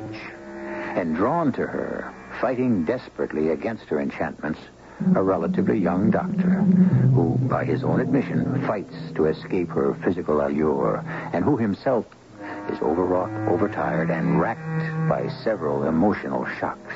What are you trying to say, Jenny? What is it you want? It's very simple, Sam. You. Oh, stop talking like a silly child. But I'm not silly. Not at all. Nor am I a child. I want you. And what I want, I take. Oh, look, I'm afraid that Jane would take a rather dim view of that. Jane doesn't matter. She's out of this. What? Oh, come on now, Sam. You're the one who's being childish. You really think your wife has the mumps? What else could it be? A hex, my charming lover. A fetish doll stabbed and stabbed again. The poison drips into its veins until it swells beneath the skin of the unwanted.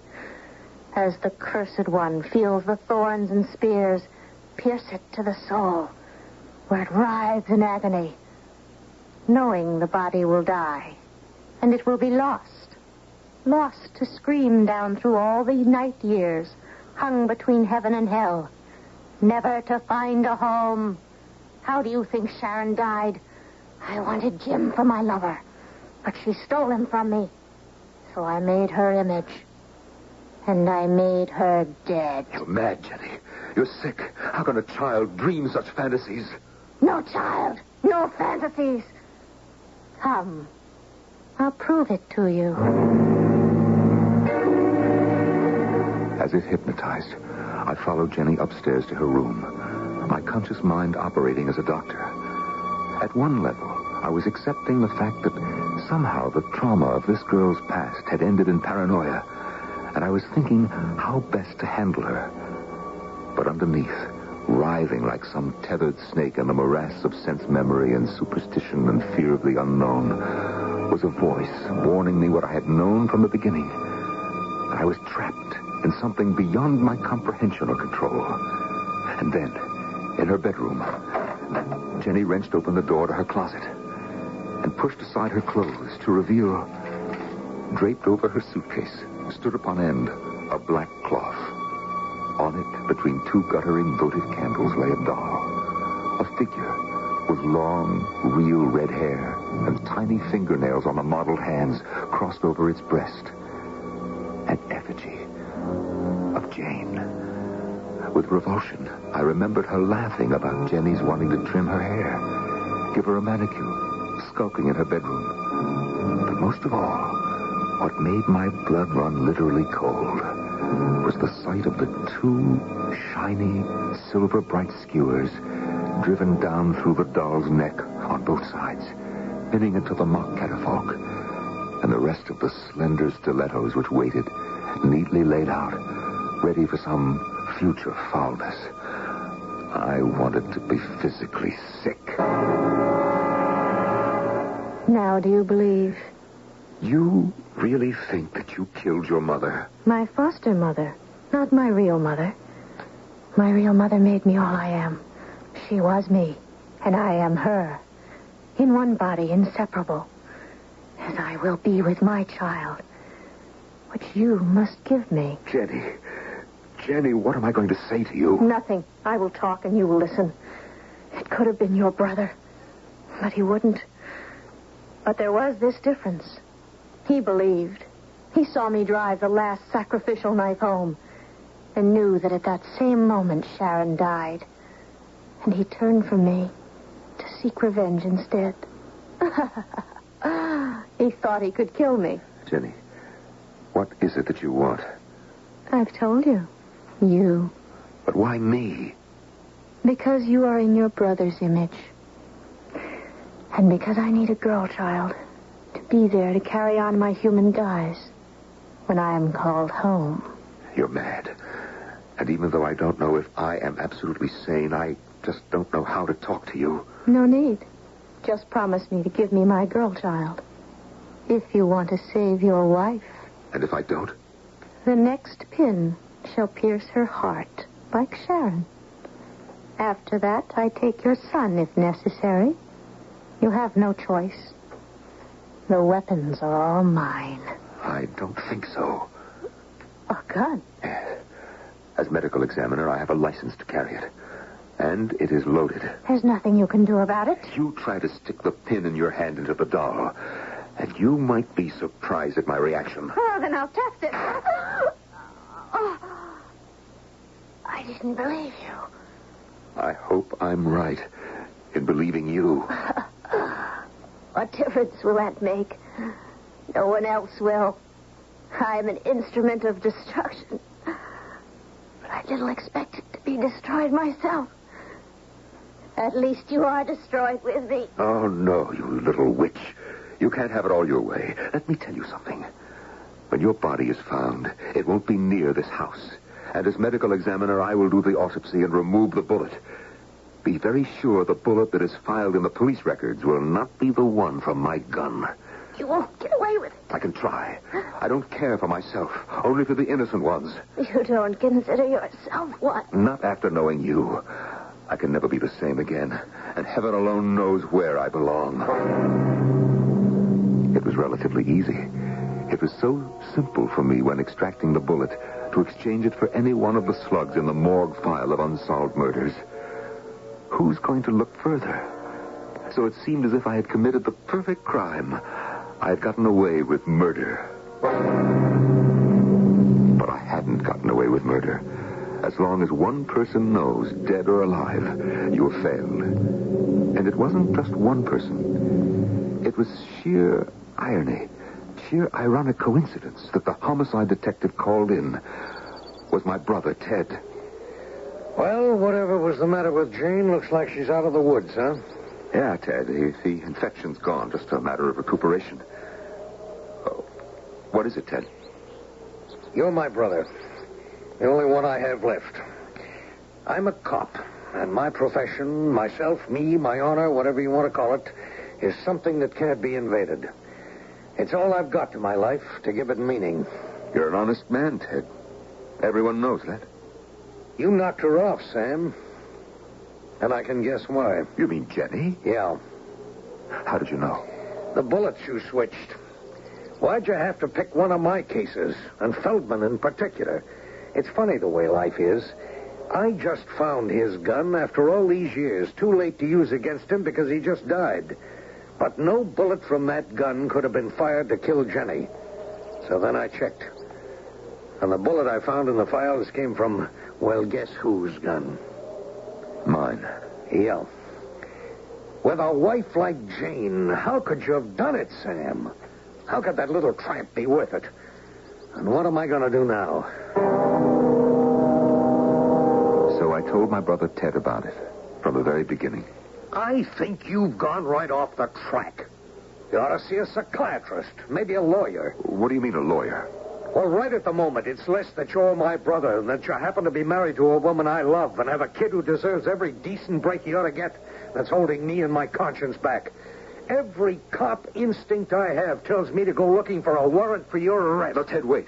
Don't do that to Jane and Bucky. It wasn't me did it. It was you. Well, what are you going to do? I don't know. It's something I got to think out. How would I have solved that problem? Don't ask me, because Jane handed me a far bigger one when she came home from the hospital. Yes? Your husband, can I come in? Why not? Or the door seems to be locked. I'm sorry, I forgot. It's never been locked before in all our marriage. I never felt quite this way before in all our marriage. Like how? Like I don't know you, Sam. After 2 weeks in the hospital that kept us apart? No. Since Jenny came into this house and was alone with you while I was gone and died. You think that I killed her? I don't know. I think she killed our love. What did you do, Sam? Get her pregnant? We could have worked that out, maybe. Well, why don't you answer? Jane, do you honestly think that I could have... Oh, don't lie. Please don't lie. If there were any rational explanation why a child that age... Can you give me any? I don't know, Jane. I don't see how I could. I don't think I could tell anyone anything that they would believe. Well, where are you going? Not just for a drive. Think maybe find some way out of this.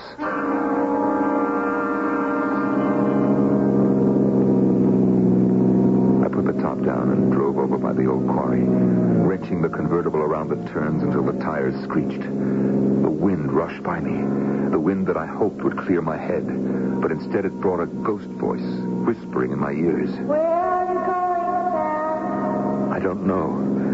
No place left for me to go. In your world, maybe. How about mine? I don't belong there. You no longer belong in your own. You're lost. Just as lost as I am. Leave me alone. Never. You can't go back. You've sinned, Sam. You've committed murder. And you can't get away with that. You deserve to die. Perhaps. But now, so do you. Justice must be served. Come to me. Come to me. Don't let me wander alone. You know you want me. You'll always want me. Come.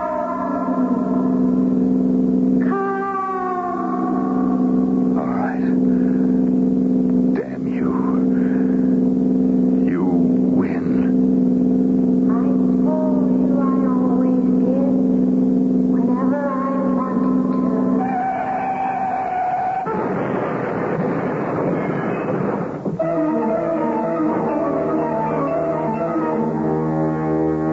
As I said in the beginning, few people really and truly believe in the supernatural. Certainly Jane and Ted would never have accepted any such world. To them, Sam's unfortunate accident was fortunate. For Jane, it closed a chapter in her life in terrible sadness. And for Ted, It was, in a sense, a relief, since it solved a problem that lay on his conscience. And in the long run, it was the beginning of his real life. For eventually, he and Jane married. I'll be back shortly.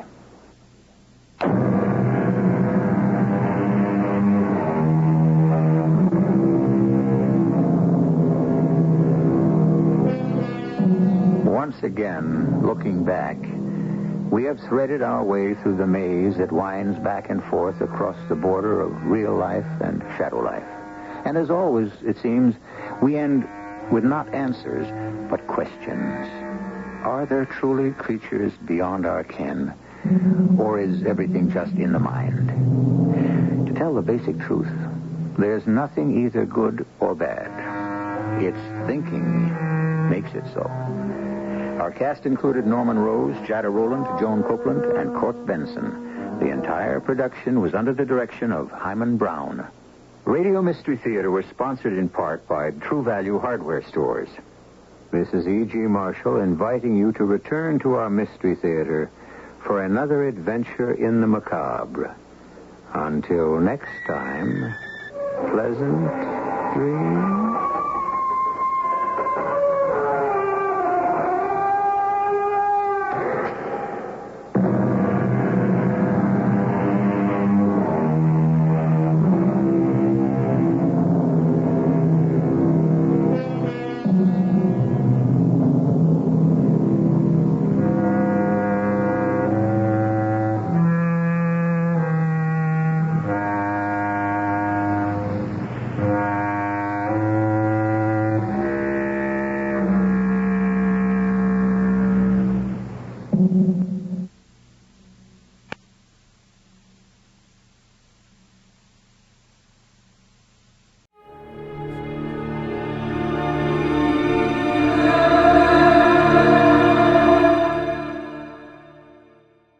Tired of the everyday grind? Ever dream of a life of romantic adventure? Want to get away from it all? We offer you Escape. Escape, designed to free you from the four walls of today for a half hour of high adventure.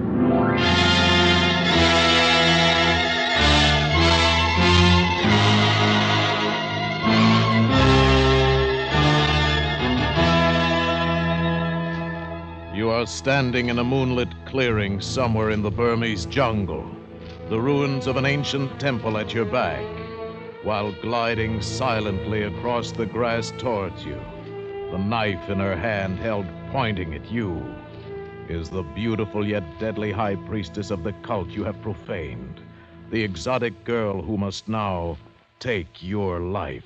Listen now as Escape brings you Kathleen Height's story, Eye of Evil.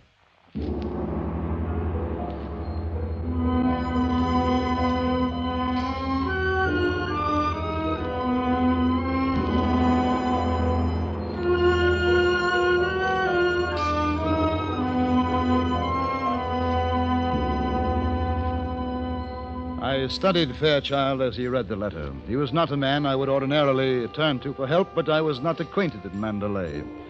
Then, too, he knew Campbell. I mean no slur against Fairchild. He was bright enough as government office clerks go. I had simply hoped for more formidable assistance. This is the last letter you received from Campbell? The last word of any sort until I cabled him to meet me in Mandalay. He cabled back that he would and named this hotel at noon today. Well, he's only 2 hours late. 2 hours doesn't mean much in Burma. I'm not especially concerned about these 2 hours. The letter, eh? Well, I can't say I blame you. Odd sort of letter. Doesn't make a lot of sense to me. Nor to me. Nor to anyone at the Historical Society. I hate to suggest this, but it sounds as if the old boy's cracked a bit, wouldn't you say? That's more or less what I've been sent to find out. This part here, he says, I shall fail if where I look my eyes see no beauty. Can't deny it has a certain ring to it. When was the last time you saw Campbell? Oh, let me see. It was well before the rain set in. I should say a good 6 or 8 weeks before. That would make it late February or early March. Well, Campbell's letter was posted here in Mandalay the 14th of May. You're certain you didn't see him around that date? Positive. Of course, just because it was posted here doesn't mean Campbell himself was in Mandalay. Oh? Probably sent it up here from Pugan by Mangba. Mangba? Burmese boy, devoted to Campbell. Been all sorts of help to him with all that probing about he does around Pugan, ruddy ancient shrines and pagodas. The place is crawling with him, you know. Yes, that's what I understand. Mungba does a lot of that sort of thing for Campbell. Errands, supplies, comes up the Irrawaddy by boat, you know. Uh-huh. There's no train down to Pugan from Mandalay. I don't suppose Campbell relishes the boat trip often. What was he like the last time you saw him? Seemed normal enough. We lunched here at the hotel just as we're doing. From what you've said, that's about 4 months or so ago. I guess a lot could happen to a man in 4 months. It could in Pugan. Nothing but those miserable pagodas and shrines. I don't take much to ruins myself. You've been there, haven't you, Loring? No. This is my first trip to Burma. Oh. Well, they might just give you a word about the people, all sorts, of course, but those around Pugan seem to be given to all manner of strange beliefs, superstitions, odd things. Well, the evil eye, for example. You serious?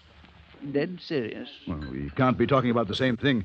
If I remember correctly, the archaic belief in the evil eye is that if one possesses it, anything or anyone he looks upon will die. Quite right.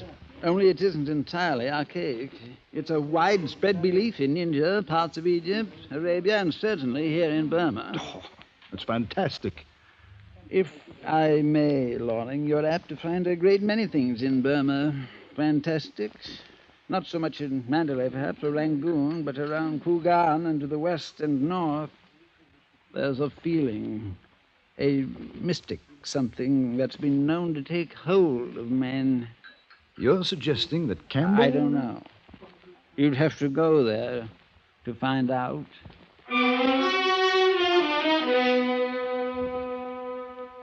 As Fairchild left me, something drew my attention across the room. She was alone. And quite possibly the most beautiful woman I had ever seen. Utterly, strikingly beautiful. And the look in her eyes was a compelling invitation. In no time at all, I accepted. You were a very long time. Matter of seconds after I saw you. But you were a long time seeing me. I have been looking at you for almost an hour. Not like that, you haven't. No, I'd have known. I wonder. Your face, a very nice face, has been clouded with concern. And so would mine have been with your luncheon companion. He was a bit drab, wasn't he? I saw no reason for you to spend more time with him. Gina decided you should spend your time with her. Gina. I like that. And I like the name Stephen Loring. How on earth could you know that? Either I have the gift of clairvoyance, or I paid to look at the hotel register. Oh, well, in either case, I'm flattered. And because I haven't much time, I agree with Gina. I should spend what time I have with her. How much time? Today. Perhaps tonight. And tomorrow? No. Tomorrow I'm off to Pugan and feeling a mystic something that's been known to take hold of men. You joke about Pugan. Oh, no, not really. I was quoting my drab friend. I've never been to Pugan myself. I do not think you would like it there. Oh? Pugan is very different. I should think you would find Mandalay much more to your taste. I should think I would, too. And Gina, knowing Mandalay was strange to me, wrote out instructions that would lead me to our rendezvous that night, and she was gone. I found it difficult to believe our meeting had ever occurred, except that the memory of her was vivid and haunting. I lingered over a brandy and was preparing to leave the dining room. Greetings, Takin. You are, I am certain, one Mr. Loring? Is everyone in Burma clairvoyant? No, Takin. I am pleased to be Mungba. Who? Mungba. Oh, Campbell's friend from Pugan. Well, where is he? Isn't he with you? Regrettably not with Mungba. Esteemed friend remains in Pugan. Asks that you understand and kindly to return to Pugan with Mungba. Oh? Well, is anything the matter with Campbell?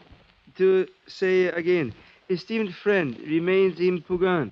Asks that you understand and kindly to return to Pugan with Mungba. No, I understand you all right. I'm inquiring about Campbell. Is he well? To say again, esteemed friend all right. remains... No, I understand. I am to come with you to Pugan. Campbell is there. Good. Good.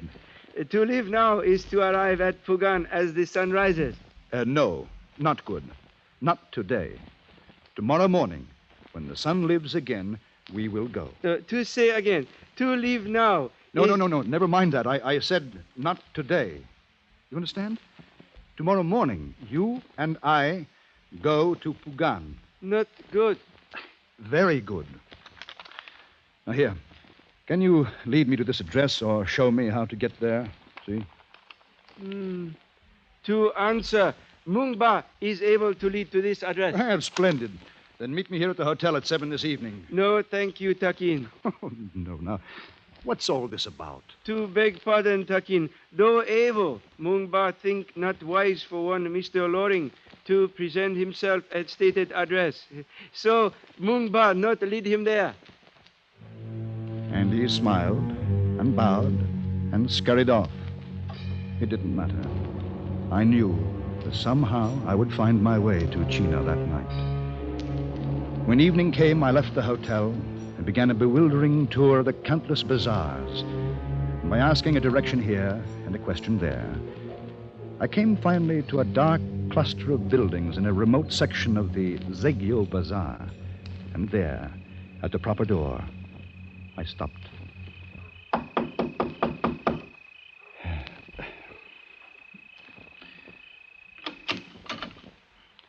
You are the most welcome one.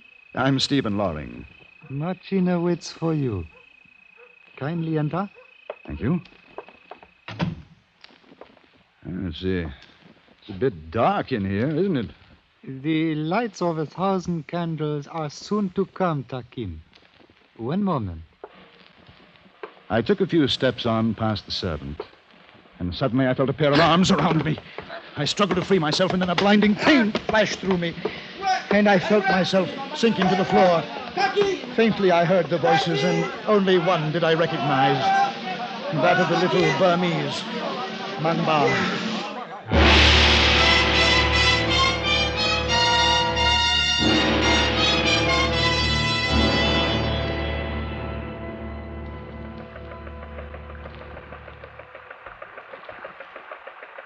Takin.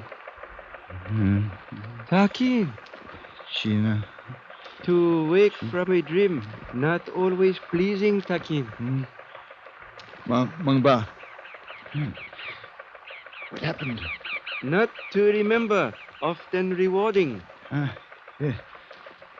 Oh, we're on a boat? Soon to land at Pugan. Mangba, last night, you followed me. You saved my life. Not trouble to serve friend of esteemed friend. Oh, yes, Campbell. I wonder how I'll find him. In time, Takin, all questions are answered. No, you're wrong. Some questions are never answered, and maybe that's just as well.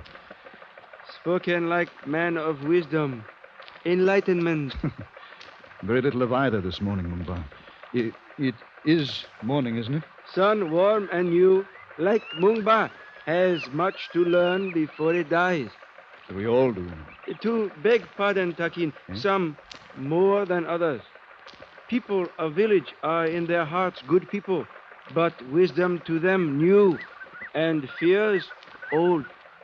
Yes, so I understand, but what is... People of village require patience. Leader who shows patience and no fear can bring my people to enlightenment, away from superstitions and ancient religious teachings. Oh, no, you got the wrong idea. I have not come to lead your people any more than Campbell did. Now, understand, I've come only to get data on the ancient shrines and pagodas nearby and to help your esteemed friend Campbell. Takin to see many past glories of Fugan, but, beg pardon, villagers of Fugan also there.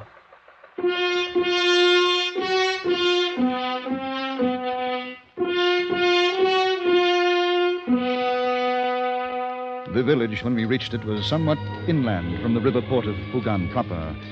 Wood and bamboo huts lined the four sides of a square that served as a compound. A pack of wild dogs swarmed ahead of us, yapping a signal to the groups of villagers bunched together near a central hut. Mung Ba raised his hand in greeting. After a moment of frozen silence, the villagers turned and ran. They run from us. Something very wrong. Not much of a welcome. Must walk ahead to hut of esteemed friend. Must smile, show no fear. Come, Takin. I fixed this smile on my face that Mung Ba ordered, and I followed him. If I showed no fear, it was not because I felt none. There wasn't a soul in sight, but my back straightened rigid with the feel of 100 eyes upon it. Mung Ba's steps slowed at the sound of the bell, his head cocked slightly to one side as if to listen. We walked on slowly now until we came to the central hut. There, Mung Ba stopped cold. No, not so. What? What is it? What's wrong? The evil eye, it has come. The evil eye.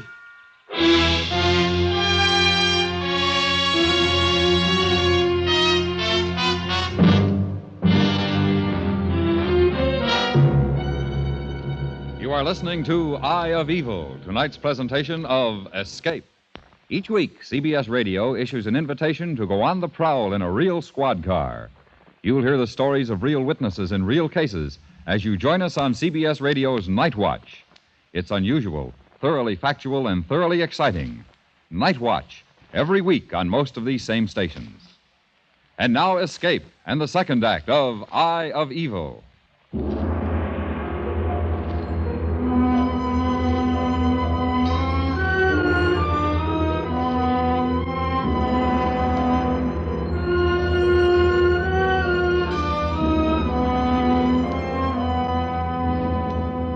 Mung Ba had disappeared as quickly and completely as the others, fled in terror from a crude sign I could not understand at the door of the central hut.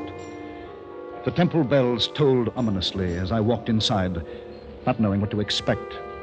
Mung Ba had called this Campbell's hut, but there was no one inside, only the strange signs and symbols affixed to everything in sight. I wanted to run too, desperately, but something told me that if I were safe at all, I was safer inside the hut. As the silent day wore on, I found many of Campbell's papers. Garbled and strange, they were a chronicle of the steady deterioration of a man. When I finally put them down, it was night. Takin, Mung Ba falls before you. Are you hurt? Only with hurt of shame, Takin. And get up.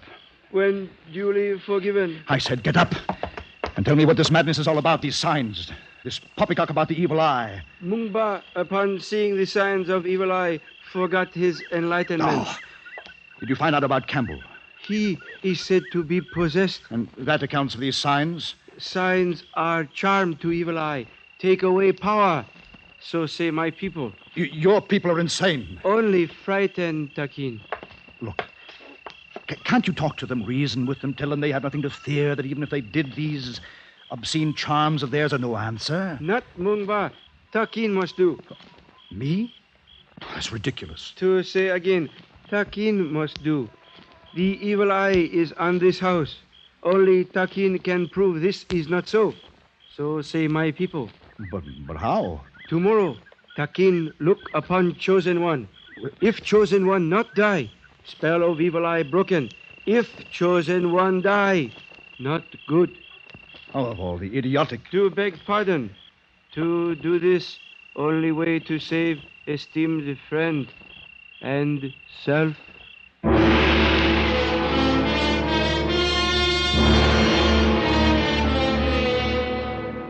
There was no sleep. The Pugan night spent itself slowly, weirdly, washed in moonlight and filled with strange sounds. The paddy birds, the barking deer, the cries of wild cattle, and always the eerie toll of the temple bells. I could feel it building in me, a fusion of strangeness, a fear that was somehow compelling. Drawn to an opening at the back of Campbell's hut, I looked out. And there I saw a moonlight fantasy. In a clearing before an ancient pagoda, a single dancer performed. And then, somehow, I was outside the hut, walking slowly across the compound. No, Takin, no! Get out of my way. Hear me. Here, Mungba. You must not answer the call of the temple bells. Stand aside. To follow is to die. I tried to free myself from Mungba's grip. I could not. And if the dancer danced on, and if the bells tolled longer, I don't know. Because suddenly the night was black and silent, and the madness was gone.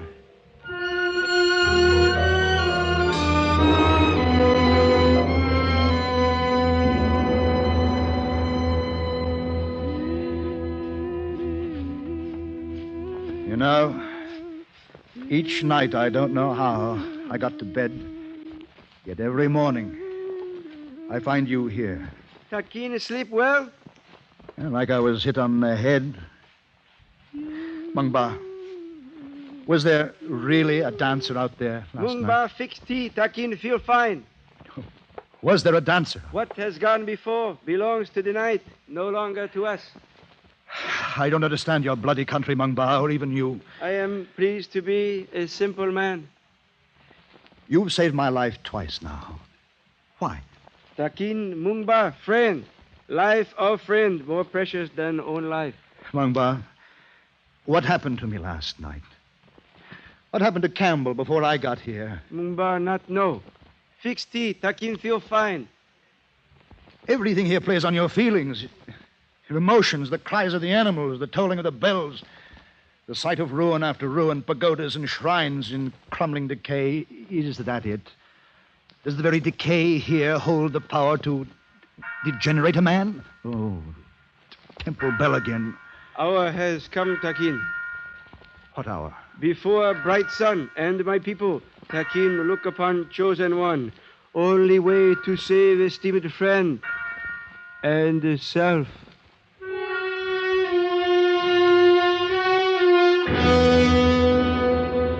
Outside, the villagers lined the compound.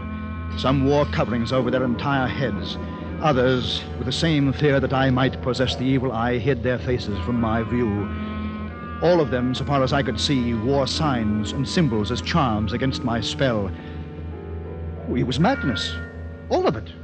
Madness. Takin, ready? Just tell me what I'm supposed to do. Chosen one will walk to center of clearing. Temple bells will stop. That becomes signal for Takin to look for first time upon chosen one. When the bells stop. Yes, all right. Now let's get on with it. Kindly turn back, Takin. All right. Have them make quick work of it. Takin, have nothing to fear.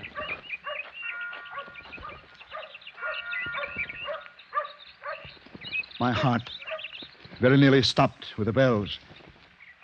Slowly, I turned around to look upon the chosen one. He stood proudly straight, smiling confidently at me. My little Burmese friend, Mungba. And I looked and smiled and watched him fall. Mungba! Mungba! Mungba, how in heaven's name? Not Takin, esteemed friend. Campbell, he... Campbell? Poor, wretched devil. Mungba was dead, and I was alone. I started to lift him to carry him back to the hut, and then I saw the thin arrow in his back, a blowgun. I looked up in the direction the arrow must have come. There it was. the ancient pagoda where the dancer had been the night before.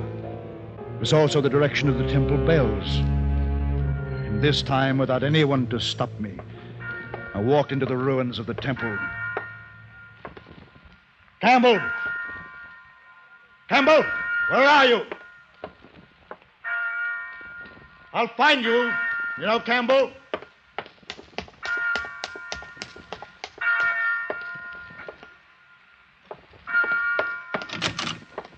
Campbell? Over here, Loring. I can't see you. In these shadows. I'm here in the dark, and you can hear me. If your eyes fail you, follow your ears. Why did you do it, Campbell? He worshipped you. Why did you have to kill Mung Ba? Mung Ba? Cowering in the darkness won't help you, Campbell. There's a window down there. Why don't you stand proudly in the bright sunlight, as he did? Mung Ba died proudly? How very gallant. You're mad.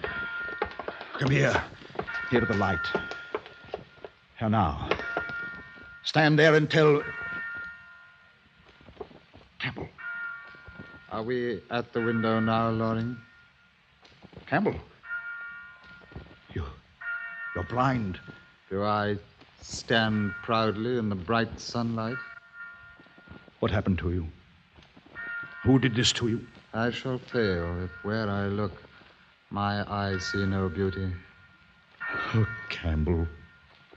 We didn't understand in your letter. None of us understood. Tell me, who did that to your eyes? Where one sees no beauty, no good, one sees evil. And once the eye becomes absorbed with evil, it is said, the eye must no longer see. Campbell, listen to me. We'll go now, you and I. I'll take you home. I am home. No. We'll go to England. Now, together. Do you understand me? You don't understand me. I want to be here. I must be here. But why? Why? This place is strange and terrifying. And beautiful, Loring. But you must go before you see its beauty, before it draws you and holds you and never lets you go. There is no beauty here. Have you not seen our beauty, Stephen Loring? Gina! Have you not watched the dancer by moonlight and felt compelled to follow her? Go, Loring, go now. It's not too late for you. Campbell, did she do this to you? Go, Loring, while you can. You were supposed to die in Mandalay, Stephen. You tried to have me killed. My people are happy as they are. Believe me, Loring, and go now. Too late is very soon upon you. I'll go. I've had my fill of this madness. Is it madness? Are you sure? You must be very sure. It might be madness. Or again, it might be a feeling, a mystic something that has been known to take hold of men. I ran, hard and fast, from the ancient pagoda, away from China, away from Campbell. Through the compound I ran, toward Pugan and the river, and freedom. And when the river was in sight, my legs became heavy, leaden. And in my mind, I knew I would run as far into the world as I could. But I also knew that someday I would have to come back.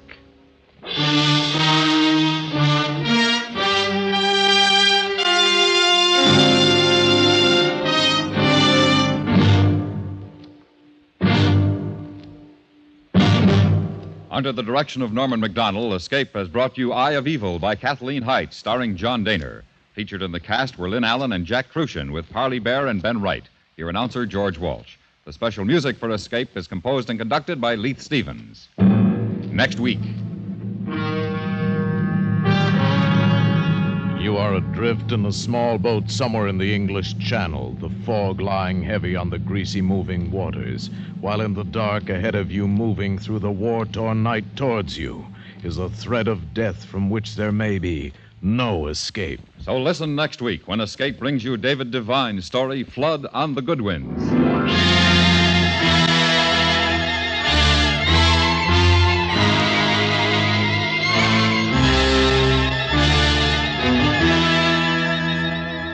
This coming Monday night on CBS Radio's Gunsmoke, you'll discover, along with United States Marshal Matt Dillon, that the problems facing a U.S. Marshal of the Old West were just as vital and real as those facing law enforcement officers today.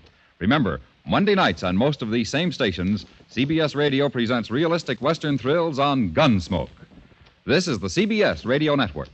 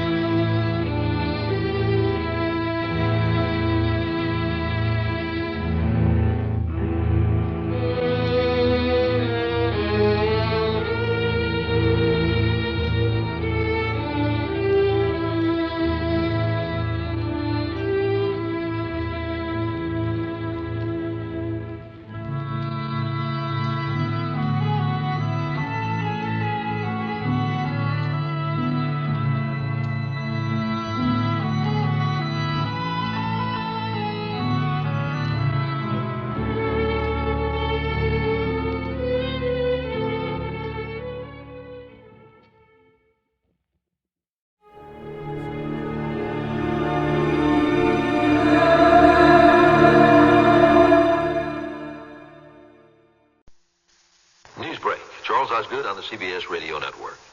If there is life on Mars, we may know it very soon. Viking 1 is now orbiting the red planet taking pictures. And while we're celebrating our bicentennial day on the 4th of July, if all goes well, the Viking 1 lander will make a landing on Mars and begin getting some answers. Considering the subject matter, we're being pretty blasé about our mission to Mars. We didn't always take the subject of life there so lightly. More after this. Mercy sakes, this rubber duck gonna be late unless one of you cowboys can help me. Well, I was heading for a gig in my four-wheel rig that I was running late getting down. Because with all of them folks on the boulevard, we weren't never gonna get across town. But when you got your Midland CB rig, well, you got about 1 million friends. And you don't have to be no cotton picker just to sitting and sweating your hands. Join Midland Cars for Midland CB. And more rubber duck slip on in behind this 18-wheeler. Come on. Well, I could have sat on that ramp till the leaves turned brown, because them cars was wall to wall. But I had me a Midland CB rig, and them truckers all heard my call. If we hadn't have slipped in between them semis, I never would have broke that line. But with a little help from the Midland convoy, Rubber Duck was right on time, 10-4. Trees on you, good buddy. You truck them safe now, you hear? Join Midland Cars for Midland CB. When you get a Midland CB, you get a convoy buddy. Come on. FCC license required. It takes a lot to shake us up these days. Possibly while we're watching a parade or something on the 4th of July, our Mars lander, Viking 1, will be taking pictures of Martians marching by. You'd have to march slowly. The camera, it scans a line at a time, and it takes quite a while to make a single picture. So if they're creatures and they stand still for maybe 5 minutes, then we could see them. But if they move around, they'll end up as sort of a blur. Dr. Al Hibbs, the voice of Viking Mission Control in Pasadena. And what might Martian creatures look like? Dr. Carl Sagan can probably answer that question if anyone can. But he'll say that they won't look much like you and me. The one thing which seems most likely is that organisms on other planets will not closely resemble anything we know here. We will not find anybody that looks like us. There are very few scientists who think it's likely. But it's even possible that there are large organisms that walk around the planet and are of some level of intelligence. There's nothing we know to exclude that. Ever since science began to speculate about the possibility of life on Mars, science fiction has pictured Martians as monsters. And one night, October 30th, 1938 it was, Orson Welles scared everybody half to death with a radio drama about an invasion of Earth by Martians. And his Martian was an ugly fellow, all right. Ladies and gentlemen, indescribable. I can hardly force myself to keep looking at it. It's so awful. The eyes are black and they gleam like a serpent. The mouth is a kind of V-shape with saliva dripping from its rimless lips. Ladies and gentlemen, I've just been handed a message. At least 40 people lie dead in a field east of the village of Grover's Mill. Their bodies burned and distorted beyond all possible recognition. Wells' broadcast did not tell much about Martian nature, but it showed a great deal about human nature. People actually ran into the streets, really believing it was a Martian invasion. At Grover's Mill, New Jersey, there are still some people who remember how the town reacted when in the plague, Grover's Mill was the Martian landing site. Fear had a lot to do with it. How long you were going to live after that, God only knew. Quite a few of them had taken off for the hills of Pennsylvania. In their car, took their loved ones, their pets, left their doors, windows wide open, lights on and everything, and took off and went. And they felt like damn fools and then come back. And now here we are, less than 40 years later, about to land on Mars. And what would it do if we were to find out that there is life there? Dr. Carl Sagan.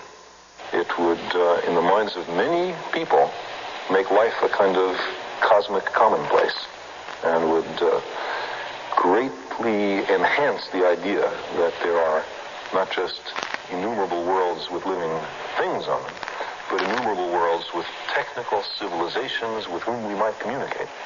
Well, we still do not know what Martians look like, but we may find out soon. However, we do know one thing. We do know that our Viking lander is a weird-looking fellow with its camera eyes to take pictures and send them back to Earth, with its 10-foot-long arm to dig and scoop in the ground to see if there are any microorganisms there. No question about it. If anything up there sees it, it may get to thinking it's one of us, and that we Earthlings are a bit on the ugly side ourselves. Now this message. Hi, America. Hello. Looking for the heart of a great meal? Are we? Then look for Mrs. Paul's Fish Fillets. Good food that goes with... macaroni? Makes a good balance. What makes Mrs. Paul's Fish Fillets taste so good? We thought of you. Aww. And made them just like you would. Oh? Yep, we start with mild white fish, dip it in the crispiest of breadcrumbs. We even include our creative sauce mix. That's great. Mrs. Paul? Yes? You are the greatest. Well, we've eaten at many other IHOPs, but really, when it comes to breakfast, and I'll be honest, I think this is better than I can fix at home. Whether it's blintzes or strawberry pancakes or ham and eggs or sausage and eggs, everything is absolutely excellent. And I don't have to do the dishes, and it makes me very happy not to have to do them. At your international house of pancakes, IHOP, for many good reasons. News break, Monday, the 21st of June, 1976. Charles Osgood, CBS News. This is a NASA space note from the National Aeronautics and Space Administration. About July 4th, the first of two automated Viking spacecraft is to softly touch down on the surface of Mars. Among the wide range of surface investigations will be the search for evidence of past or present life. While several instruments aboard the landers will assist and support the life search, 3 experiments in particular will look directly for living organisms in the soil. Most biologists agree that if life is to be found on the red planet, the soil is the best place to begin looking for it. A sample of the Mars soil will be scooped up and deposited into a miniature biological laboratory aboard the Viking lander. The soil will be examined in 3 different ways in order to detect the presence of microorganisms. The existence or absence of life on the red planet could have profound effects on theories concerning the evolution of life right here on Earth. This has been a NASA Space Note. WFAA, Dallas, Fort Worth. The CBS Radio Mystery Theater presents...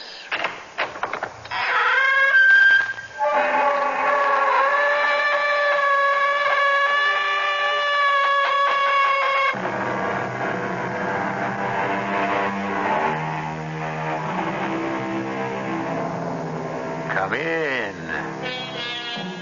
Welcome. I'm E.G. Marshall. To my surprise, I discovered that it was Lord Byron, in his famous poem Don Juan, who first said, "For truth is always strange, stranger than fiction." Others, I'm sure, have said it in their own ways. Edmund Burke, the great British statesman and orator, phrased it, "Truth lags behind fiction. And Bob Ripley, the cartoonist, made a life work and a fortune out of this simple statement. The following story is fiction, but it is founded on a strange truth. That nice little lady, she couldn't commit a murder over a cat. Let me tell you something, Detective Trout. Most murders are committed by otherwise nice people. And motive? Sometimes all it takes is a hot night or a sneeze or the wrong words put together. Don't you ever forget it, Ms. Detective. The right time, the right place, the right circumstances. Anyone can commit homicide.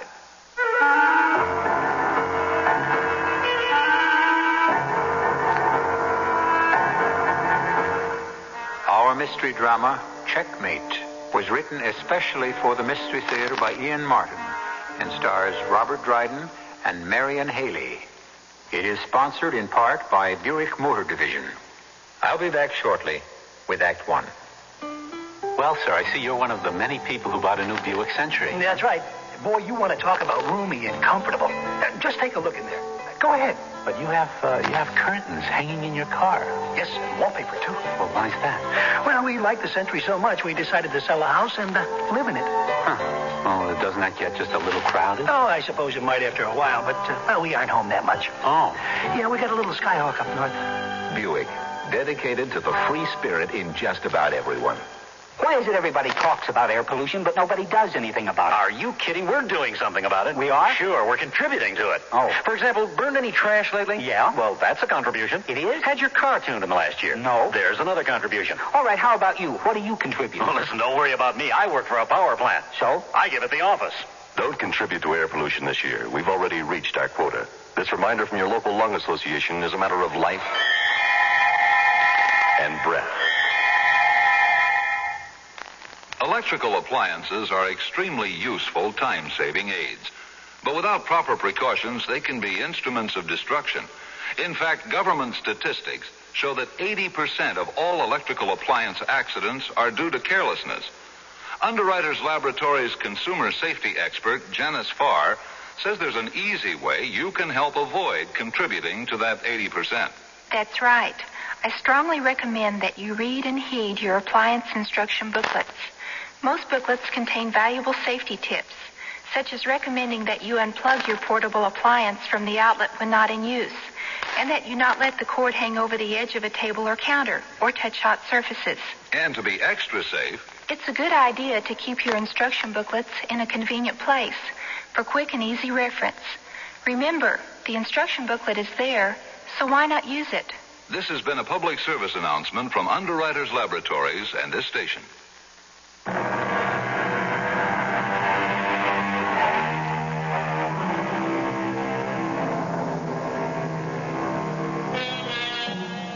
Detective Sergeant Digger Bowles of the 4th Precinct is looking forward to his approaching retirement from the force.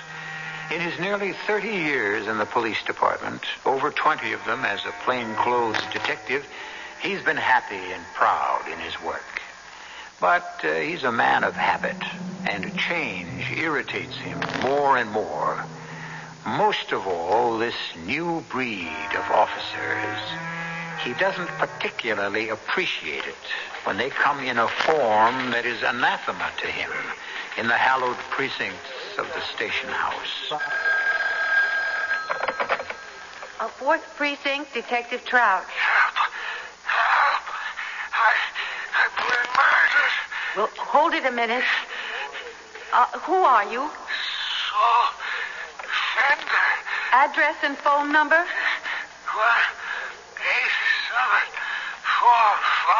Wait, was that a 5 or a 9? 5. I didn't get that last. Please, I'm on Avenue B.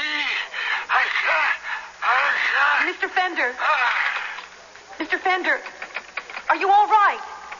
Hello? What you got there, Detective? The big one, Sergeant Bowles. Homicide. Who says? The guy on the phone. What guy? Who? Saul Fender. He just got murdered. Who got murdered? Saul Fender, the man on the phone. The victim called up to say he was being murdered. No, that he just had been. I got the address. We'd better go over there right away. Now, wait a minute. You mean he's still on the phone? He was. He isn't anymore. Here, listen. Hello? Hello? Mr. Fender? Mr. Fender? See, he was talking, and then I heard him fall, but he said he'd been murdered. I don't know, Trout. My feet are killing me. I just hope this isn't somebody's idea of a joke. All right, come on. Let's go see.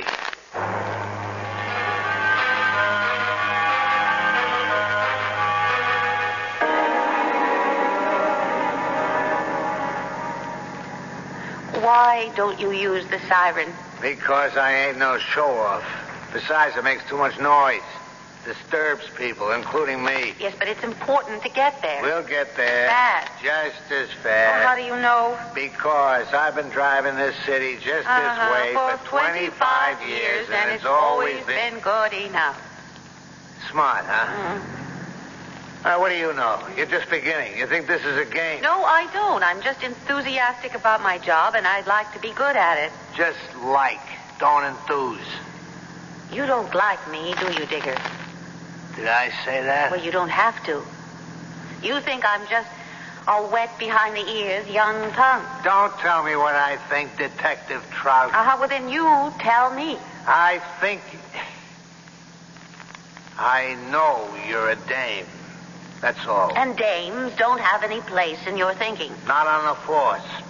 Well, not in homicide, anyway. Why? Women get killed, too. Yeah, that's right. So maybe it's just lucky we're at the scene of the crime that's already been committed. All right, come on.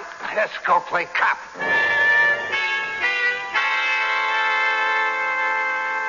Now, just let me get this straight, Miss, Mrs. Applebaum. Oh, yeah. You say you're out walking your dog. Cat. Cat. Yeah. Cat. Walking a cat. Sure. He likes his evening stroll, Morris does. What do you think? He looks like a dog, that cat? You see a leash, you figure a dog at the other end. And you're a detective? Maybe I'm too busy looking at that weapon in your other hand. What's that for? Oh, this neighborhood. A person isn't safe even if it's still light. Nobody bothers me no more since I stuck a couple of them with this. What is it? It's a hat pin. Madam, that's a dangerous weapon. You have to tell me. Mrs. Applebaum, how come when we got here you were with the dead man? He was the super. I had a complaint. And you usually just walk right into his apartment to complain? Listen, Miss Cop. Usually I can't even get him to answer the bell when all the things need fixing. Plumbing, heat, the cockroaches. And yesterday, even the toilets wouldn't flush. You don't like Mr. Fender? Anybody doesn't like cats can't be any good. God forgive me for saying that, and the poor man dead. He was dead when you came in? Just like you see him. What time was this? Oh, I guess a few minutes after 9. I got a watch, but I couldn't see without my glasses. How did you get in, Mrs. Applebaum? Well, I just turned the handle and the door opened. So anyone could have got in, huh? I guess, if they had the new key. What new key? Well, to the outside door. Well, we got a new lock. Burglar-proof, it's supposed to be. I'd still like to see the day. Well, how many people have keys to the outside lock? Oh, just the people in the building. Unless they had copies made. Oh, first off, you can't. You got to send to the company. And second, we all just got them this morning. Who's all? I mean, who else is in the building? Oh, well, you see, there's that driver person on the first floor back. Me, second floor front. And Miss Dimby, second back. And the doctor on third floor back. The doctor? Oh, that's what we all call Mr. Porter. Oh, is he smart. He plays chess with 8, 10 people at a time and wins from them all. He'll right in the window there at Boardwalk and 52nd Street. He does what? Yeah, I know where she means. It's an amusement palace. Pinball machine, skeet ball, shooting gallery, and Professor Porter, the human chess machine. You pay to play him. Mm-hmm. Mrs. Applebaum. Yes, honey. There are 6 apartments in this building. Who occupies the other 2? Well, the first floor front, that's Mr. Kelly with the birds. He had to go back in the hospital again, so I'm caring for them. Yeah. But what about the sixth one? Oh, that's Mr. Brilliantine. Brilliantine? You know him? Lance Brilliantine. He's an actor person. What does he do? Hair commercials? Oh, no. He's with the Children's Theater now. They do fairy stories. And he just flew up to Boston, and he's looking to sublet. He has the whole top floor through. That's nice. A little nest in the treetops. Well, thanks, Mrs. Applebaum. You go on up to your apartment and stick around. We might want to question you again. Oh, I'm not going anywhere. But what about poor Mr. Fender? He ain't going anywhere either. Yeah, but shouldn't he have a doctor? The only one he'll need is a medical examiner. Oh. How he died, that's up to the ME. Now, you run along, huh? Oh, yes, of course, Sergeant. Hey, watch that thing. My hat pin? Oh, don't worry. I know how to handle this. Come along, Morris. Just don't look at Mr. Fender like that. Yes, I know you didn't like him because he was so nasty to you, but you have the last laugh because you have 9 lives and he only had 1. Think she could have done it? Done what? The murder. What murder? All we know is we got a guy who's dead. Oh, but he said on the phone. Who said? You don't even know if it was Fender's voice you heard, or if it was that he was telling the truth. Now, look, let's wait till we have a case before we get all head up. Yes, Dicker, but if he wasn't murdered, then how could... Maybe he had a stroke or a heart attack. Maybe he was some kind of a nut. Hey, Detective Trout, don't touch that body till the doc checks him out. You want to do something? Here. What? Chalk. Draw a picture of the way he's laying. Then let's you and me take a look-see if anything else is disturbed besides the late Mr. Fender.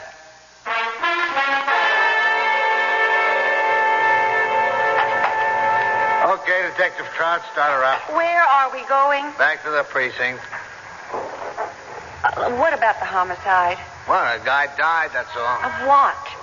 Doc says a brain hemorrhage. But what caused it? He doesn't know. At least till an autopsy.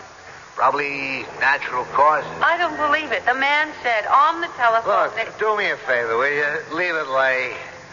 We got nothing to go on. No evidence of forcible entry, no evidence of robbery. Look at all the dough he had in the desk drawer. We could have checked out the other people in the house. I did that. Nobody home. Or at least not answering their bell. All right, come on. Now, let's move it. You could tell by his face. What? His face. Mr. Fender's face. His eyes wide open like they were accusing whoever it was. I wonder how he was killed. Maybe somebody said boo to him too loud and frightened him to death. It isn't funny. No. Now, what is funny is a rookie detective who can't forget she's a woman and has to get big romantic notions her first case is murder 1 instead of some poor old geezer scared to death of dying but having to do it anyway. Now, come on. Let's not go looking for trouble, detective. You're going to find out plenty of it gets handed to us for free. I'm sorry, Sergeant. Don't mind me, kid. Doesn't matter how many times you look at one. I still don't like to see no one dead. Did the doctor say anything about the mark on his eyelid? What? What mark on what? His eyes were open. How could you see a mark on the lid? It was creepy. The way he was staring, and I tried to close his eyes. I just started to pull down the right eyelid. Then you wouldn't let me touch him, and there was a little mark there. What kind of mark? Well, just a little red mark, like, maybe something bit him. I don't know. He jabbed a pencil by mistake, or I don't know, something sharp. Maybe like, when you get a penicillin shot from the doctor. All right, take the next left, Trout, and hit that gas pedal. You can turn on the siren, too. Where are we going? The hospital. I want to have a talk with that doc, and fast. Needle, huh? Well, you're not thinking of Mrs. Applebaum's hat pin. What else? Oh, that nice little lady for what? A quarrel about heat or the plumbing or a cat? Let me tell you something, detective. Most murders are committed by nice people who just flip a screw suddenly and go berserk. Sometimes all it takes is a hot night or a sneeze or the wrong words put together. No, sir. I mean, Ms. Detective, the right time, the right place, the right circumstances.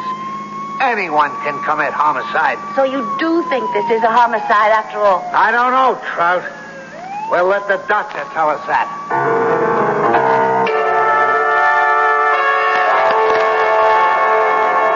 The unmarked car hurtles through the city streets, traffic clearing for its wailing siren. In the passenger seat, Sergeant Digger Bowles is no longer relaxed, but sits forward as though driving himself.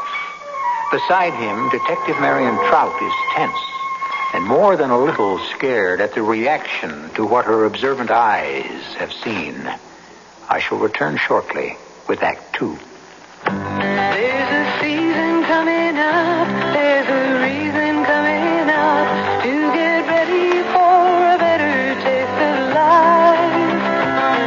And Miromatic helps you do it right. With the home canning season coming up, remember this. The Miromatic aluminum pressure canner lets you can all kinds of food safely. And the Miromatic pressure canner is the only one that comes in 7 sizes, from 2.5 to 22 quart. One is right for your family. And only the Miromatic pressure canner has an unbreakable one-piece control with 3 pressure settings. So the Miromatic you use for canning is also a versatile pressure cooker.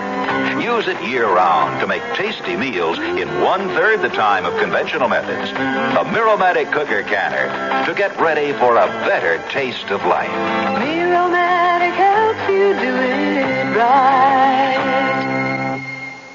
Wheels are ever spinning, shining spokes are catching sun.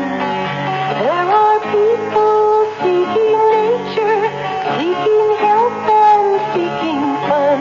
Last year, over 15 million new bicycles were sold in the United States, and over 70 million are now in use. Studies show that the leading causes of bicycle accidents are loss of control, mechanical and structural problems, and the entanglement of foreign objects in the wheels. So, make sure your bicycle meets the new safety standard. So cycle of America, our craftsmen are being told. There's a life that is riding on every bike that's sold. For more information, write Bicycles, Washington, D.C. 20207, the U.S. Consumer Product Safety Commission.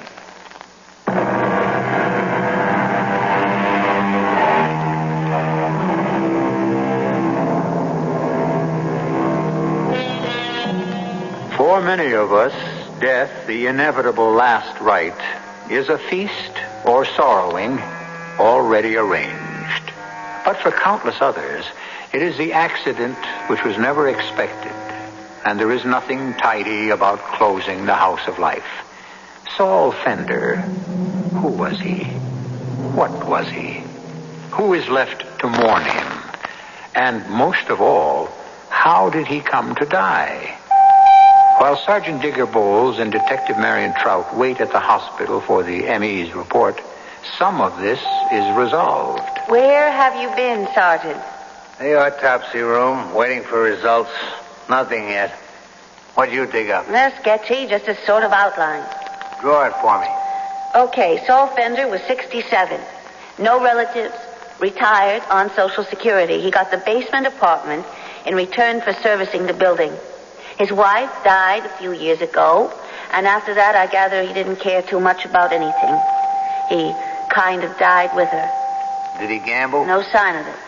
Other women? Oh, come on. He was a sad little man all alone. He kept to himself, minded his own business, and like the old story, never did anyone no harm. Maybe. All right, the deceased is on the autopsy table. I got nothing to say until... All right, I'll take it. I said I'd be at this extension. Hello. Yeah, this is Detective Sergeant Bowles. Who's this? Oh, Dr. Baker. Yeah. Uh-huh. Yes, I see. Okay. I'll take it from here. So? So, score 1 for youth and an eagle eye. You got the makings of a detective. Maybe I was lucky I had you along. The mark on his eyelid? Yeah. Somebody shoved something really skinny and sharp right through his eye socket and into his brain. That's what caused the hemorrhage and his death. So it was murder. That's about the size of it. You got your case after all. Now I have. I'm not sure I want it. That nice little old lady. Mrs. Applebaum? Yes. We still got to build something that'll hold up in court. Where do we start? It's after midnight. I'll have the house staked out tonight just in case. We start early in the morning.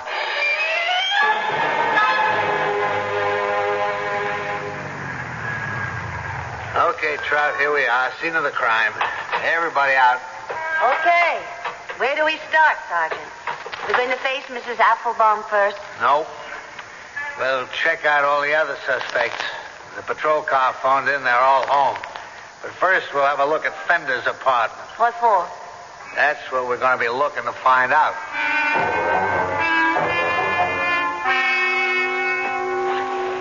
Find anything here in the bedroom, Detective? No, Sergeant.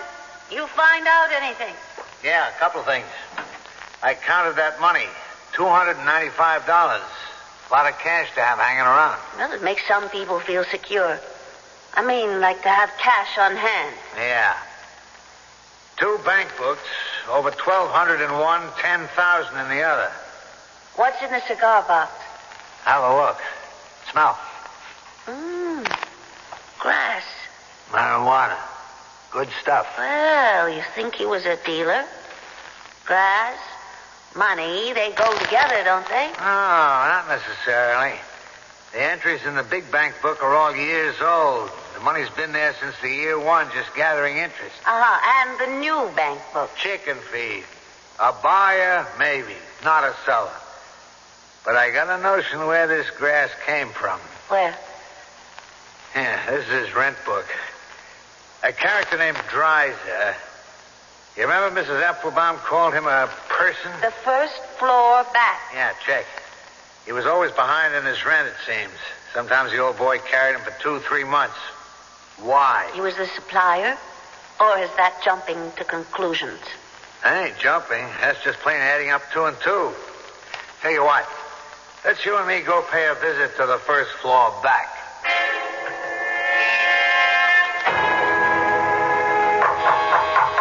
Mr. Dreiser?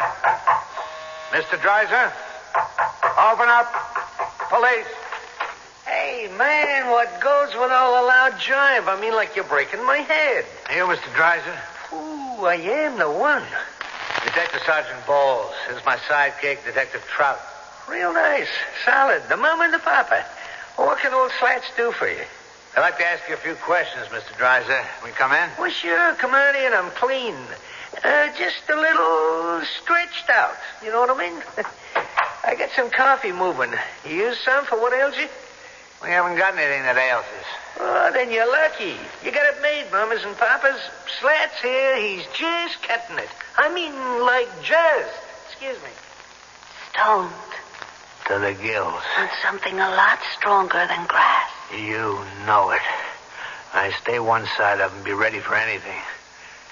I guess you know what happened here last night, Mr. Dreiser? Oh, man. Is that hot? Last night? To the superintendent.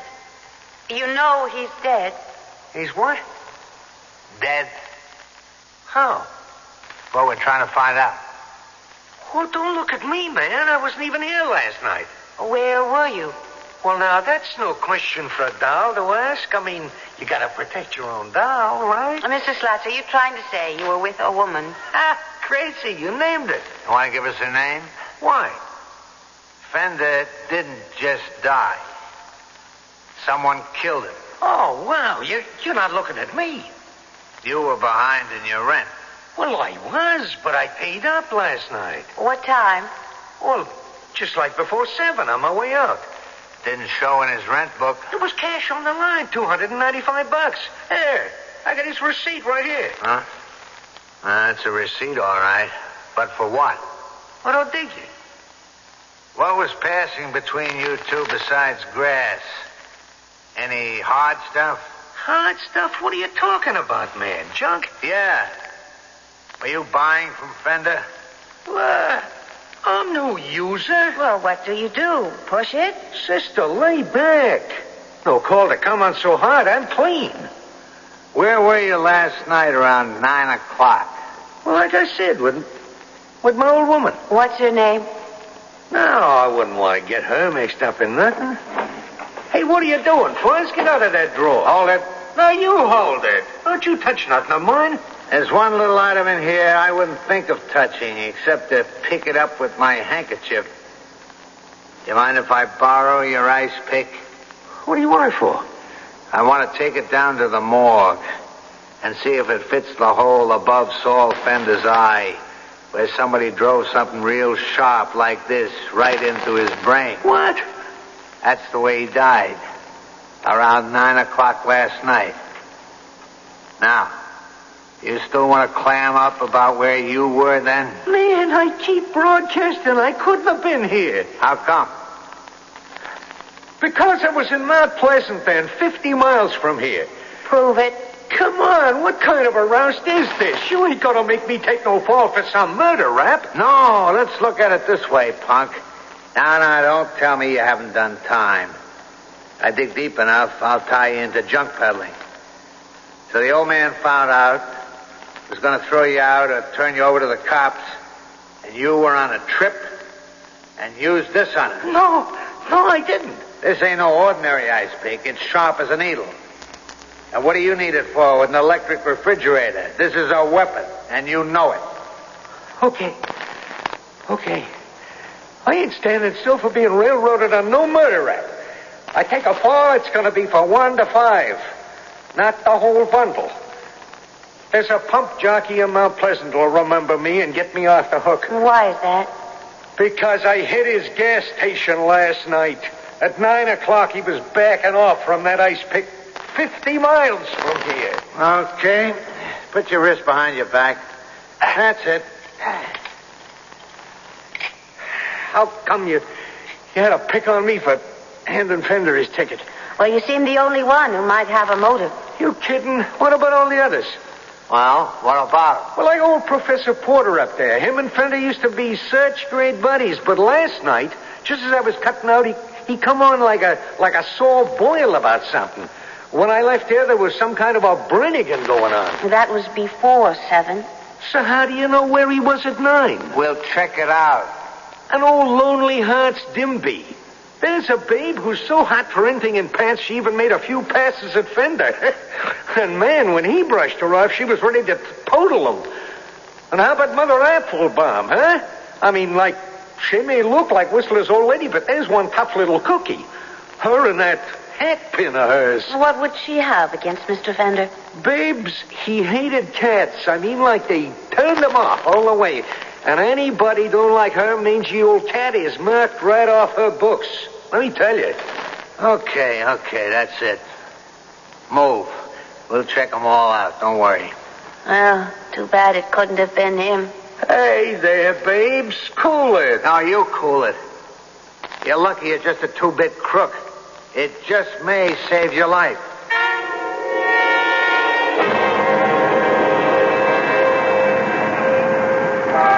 So I'll run the stonehead back to the precinct while you check out Miss Dimby. You think he can handle it? Well, a dried-up, sex-starved, 4-ish would-be sex kitten, I'll be a lot safer than you would. You can have her. I'll take the professor as soon as I get back, then we'll compare notes. I hope it turns out to be one of them.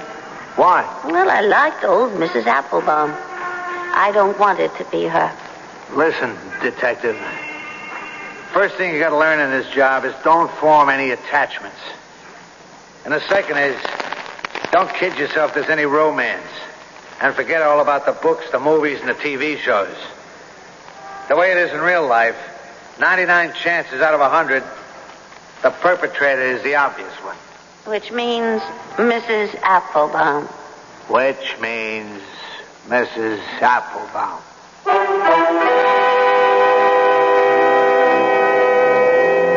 It will have to to be a very large or unexpected miracle to get Mrs. Apfelbaum off the hook, as Detective Marion Trout is due to find out when both her other suspects turn up with airtight alibis.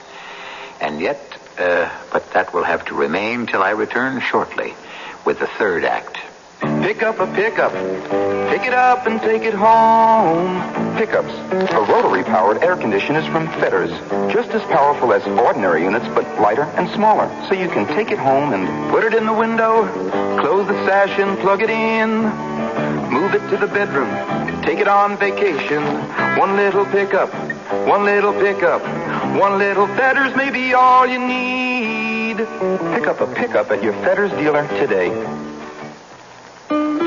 Here we are talking with one of the thousands and thousands of people who bought a Buick this year. This is a Skylark, right? That's right. Pretty, huh? Indeed it is. You want to sit in it? I'll let you for $1.25. Do you charge to let people sit in your Skylark? Oh, this is a very nice car. Look, I figure when word gets out, people will be lined up for blocks. Hey, you want to honk the horn? Give me a dime. Listen, sir, Buick dealers let people do this for free. They do? Yeah. Well, I think they're missing a good bet. Buick, dedicated to the free spirit in just about everyone. Somewhere a teenage girl in the school for the retarded doesn't remember what her parents look like. And somewhere a great-grandmother in a nursing home doesn't even bother to celebrate her 85th birthday. Now, multiply these people by many millions and you've become aware of the problem. And the problem is loneliness. Let me tell you about a new public service program called Voiceogram. The heart of the program is an exchange of tape-recorded messages between the patients and their families and friends. Actor Cliff Robertson and Harold Grossel, chairman of the President's Committee for the Handicapped, and myself are lending their support on a nationwide basis. But to make it work, we need sympathetic volunteers who will visit patients and talk to them while their words are taped for their loved ones to hear and respond. Just give a little bit of your time and a lot of caring, and just write to Voiceogram. Box 127, Coscob, Connecticut, 06807.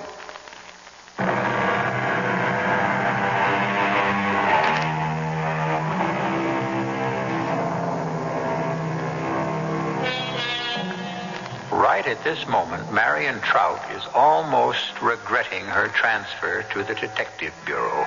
As a uniformed policewoman, she has faced death before, but then it was impersonal, not something she had to become involved in. A murder investigation, she is finding, is different. Now, she herself is committed to hunting down a murderer that might be a bright, attractive old lady to whom she has taken a liking. But in spite of Sergeant Bowles' conviction, she doesn't have to face that yet. For the moment, her quarry is Miss Dimby. Who is it? Sorry to bother you, Miss Dimby. I'm a police officer. Oh, dear. Oh, dear me, you don't look like a police officer. Well, I should have said detective. My shield and identification. Oh, I don't know what to say. You haven't heard about your superintendent? Oh, you mean about his heart attack? Oh, yes. So sad, so sudden. It was a terrible shock. I felt so guilty about my feeling of relief for the moment before I... Oh, well, perhaps you should come in. Thank you. Yes, such a dreadful, dreadful shock. What did you mean, feeling of relief? Oh, well, I never should have mentioned it. It's just that it's so difficult for a young, single girl to be in a house that's practically infested by men. One gets a little tired of, being pestered. Particularly the older men. Although Mr. Fender was very sweet, but he was persistent. One must speak well of the dead. Won't you step into my parlor? Oh, thank you, Miss Denby. Oh, please, sit down. Oh, you don't mind if I go on with my knitting, do you? No. Not at all. Oh. Well, I have so many beaux, men in my life. So many favors to return, and I am not well-to-do, so I knit them scarves or gloves. Did you know that Mr. Fender was murdered? Murdered? But how? Well, he was stabbed in the eye. Oh. Something very sharp was driven into his brain. How dreadful. What sort of thing?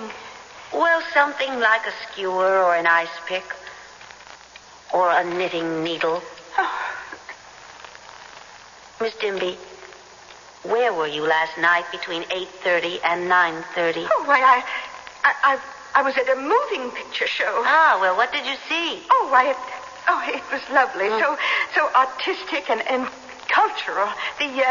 That exquisite production by the great Spanish director, Michael Lugano, La Paloma. Have you seen it? Oh, no. What theater? Oh, the Fine Arts. Oh, that beautiful little theater on the southwest corner of Broadwalk and 24th. Yes, that's the one. Yes, well, then you couldn't have been here anywhere near 9 o'clock. Oh, heavens, no. Well, in that case, there's no need to ask you any more questions.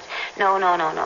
Don't bother. I'll let myself out. Oh, well, you're sure that's quite satisfactory? I'm sure, Miss Dimby. You gave me just what I need. Sergeant. Damn professor slipped out on me. What is it? You don't have to look any further. I've got her. Who? The murderer. The Dimby dame? She gave me an alibi. That she was at a movie at the Fine Arts Theater at Boardwalk and 24th last night. I trapped her with the address, and get this.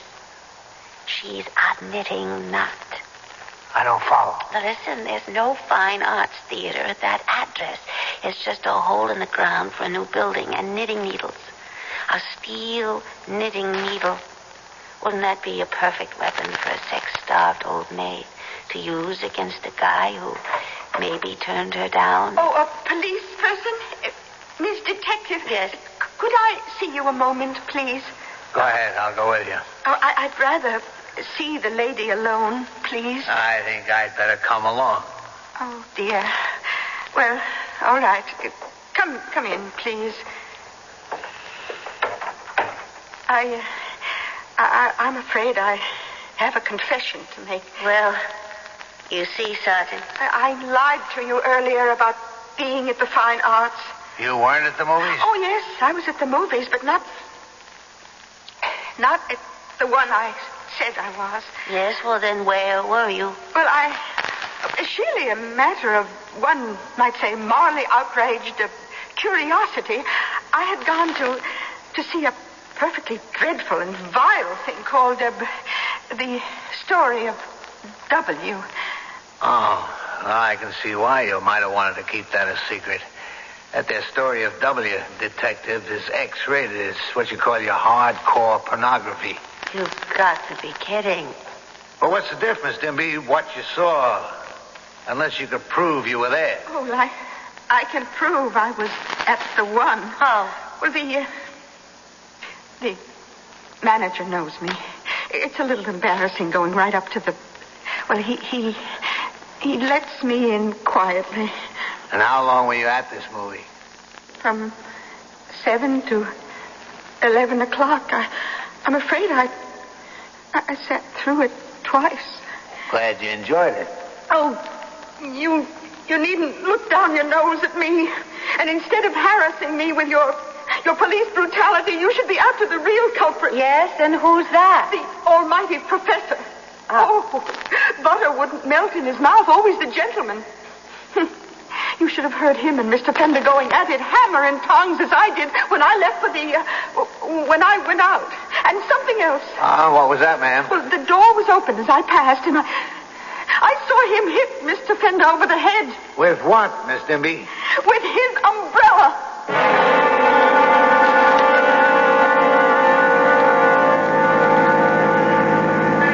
But if you look at this umbrella, you can see he must have hit him pretty hard. Some of the ribs are broken. Well, first of all, we don't know it's his umbrella. She said she saw him throw it out this morning. She says. Anyway, so what? There wasn't a mark on Fender's head. How can you hurt anyone with a light umbrella? And anyways, the time is all wrong. Yeah, well, maybe he came back. Well, here's the amusement center. That's what I intend to find out now.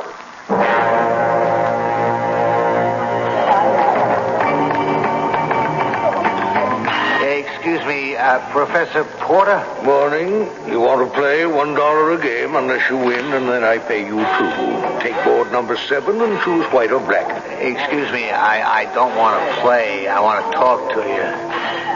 My credentials. Police? We can go over here by the weight machine. It's the quietest place in the house. Very well, Sergeant. You have exactly 1 minute. I gather you were a friend of Saul Fender's. Saul? Yes. We played chess together, and... Why? When was the last time you saw him? About 6:30 last night, when I went home for dinner before I returned here. What time did you return to work? It was sometime before 7. And you got home at 11:30? That's right. Between those hours, you were sitting at your usual place in the window playing chess. Except for traveling to and from, yes. What happened to Saul? He was murdered. What? What, you don't think I had anything to do with it? Not if you were here at 9 o'clock, no. You're out of it if you're telling the truth. And don't worry. I intend to make sure that's just what you're telling.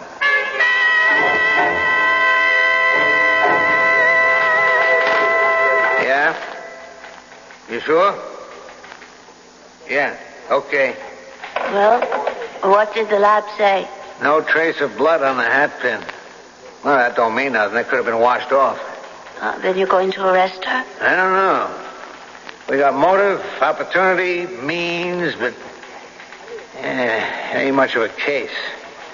No witnesses, no proof they quarreled. Yes, and yet we know Professor Porter did. What's the difference? That was 2 hours earlier, and he... What is it? I just thought of something. Who usually establishes the time of death? Well, the medical examiner or whatever doctor they send over. Only this time he didn't. We told him because of the phone call. But supposing by that time he was already dying and was only beginning to realize it. What are you talking about? I don't know. I'm going to get Doc Prouty at the hospital, and maybe he can explain it to me.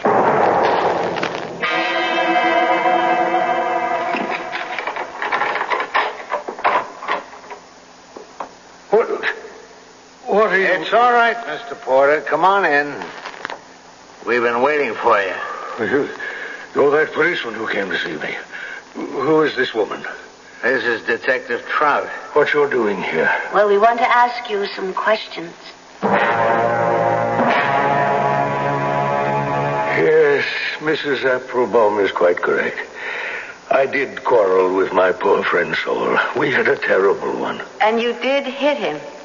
I'm ashamed to say I did. I hit him over the head. With your umbrella? Yes, but the provocation was very great. I ask you to imagine, my life is not much, but I have my pride. I could have been one of the greats, a Spassky, a Bobby Fischer. But I was never given the chance.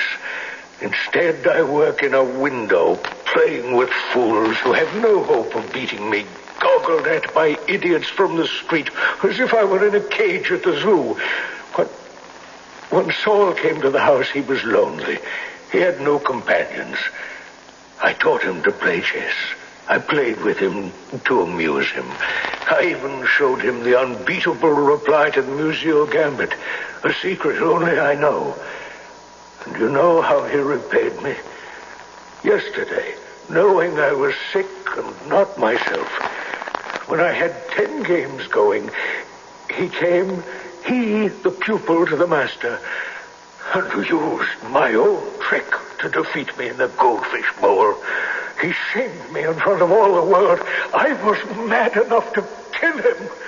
I'm afraid that's just what you did. What? Is this the umbrella you hit him with? Yes, that's my umbrella. I threw it away because some of the ribs got broken. But that, well, a little hit on the head from a light umbrella couldn't have killed him. Only it did. One of these broken ribs jabbed straight into the hollow of his eye and right into his brain. Oh, no. I Peppermint? But wait a minute. You said he was alive at 9 o'clock. We quarreled at least 2 hours before that. Sometimes it takes time for a man to die. The doctors tell us that the hemorrhage caused by the wound could easily have taken 2 hours to cause his final death. Good Lord. I suppose you're going to arrest me. The charge will be manslaughter, but we'll have to arrest you. But I don't care about the charge. I'm only sick to my soul that I could have caused another human being's death. I think I shall have a better judge and a punishment to fit the crime. Mr. Porter, are you all right? No, my dear. I'm very far from all right. It's my heart. There are some pills in it. Oh, no. Which pocket, sir? It doesn't really matter. It's better this way. The end game is played out. This time it's checkmate. And I'm the loser.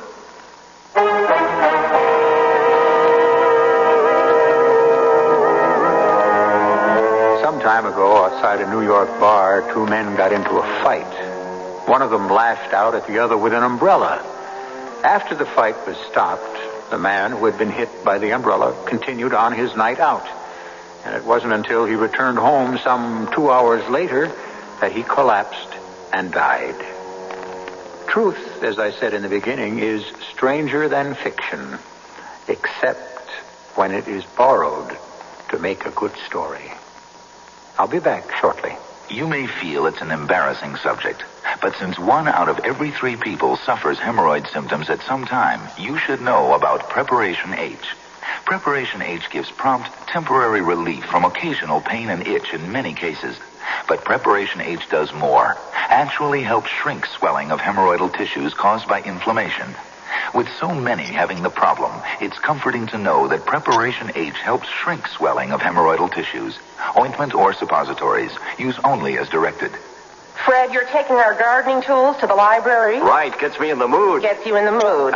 You see, dear, the library now has a lot of new services, and today I'm going to plant our garden. Mm-hmm. So you're taking our rake and shovel. Right, at the library, you can now attend a concert, see a puppet show, even borrow a classic film. Do they have belly dancing lessons at the library? How did you know? Maybe it's because you're wearing that jewel in your navel. Oh, yeah. The library. Come see what's new, besides books. Put your shirt back on, Fred. I mean, the world's not ready for your tummy. A public service message from the American Library Association. Takes more than a clever chef's hat and apron to make a cookout a success. What's needed is the kind of start-to-finish know-how supplied by the current Family Circle magazine's Guide to Foolproof Barbecuing. Gives you everything from how to gauge the temperature of your fire to how to smoke meats, even without a cover. And the recipes are anything but run-of-the-grill. Texas ribs, lamb kebab, orange peanut pork roast. For indoor cooking, Family Circle samples the diversities of the American cuisine with a treasury of ethnic foods. Greek spinach pie, African hot soup, Portuguese bread, to mention but a few. The July Family Circle cover features an embroidery of summer flowers for which directions are inside. Oh, incidentally, did you know that last month's issue contained more than $2.40 worth of national brand coupons? Added value from Family Circle, the world's largest selling woman's magazine. Just 39 cents at your supermarket checkout counter. This is Jack Sterling.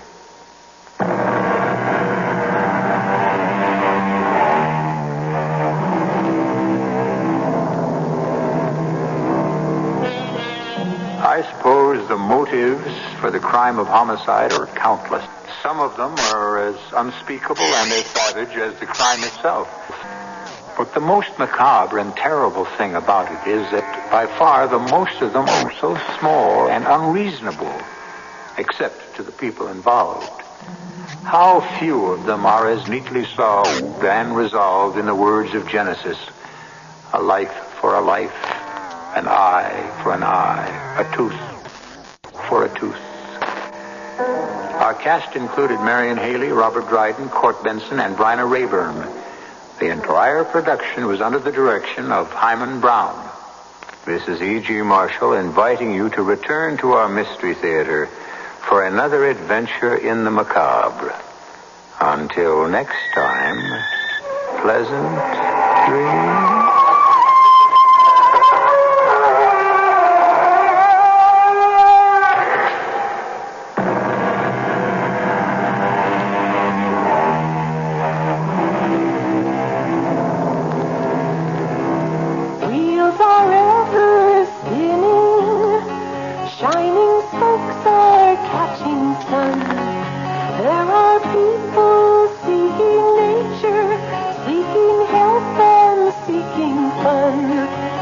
Consumer Product Safety Commission has issued a new safety standard for bicycles. A bike with coaster brakes must be able to stop in 15 feet from a speed of 10 miles per hour. A 10-speed bike with hand brakes must be able to stop in 15 feet from a speed of 15 miles per hour. Brake performance is one of many safety rules.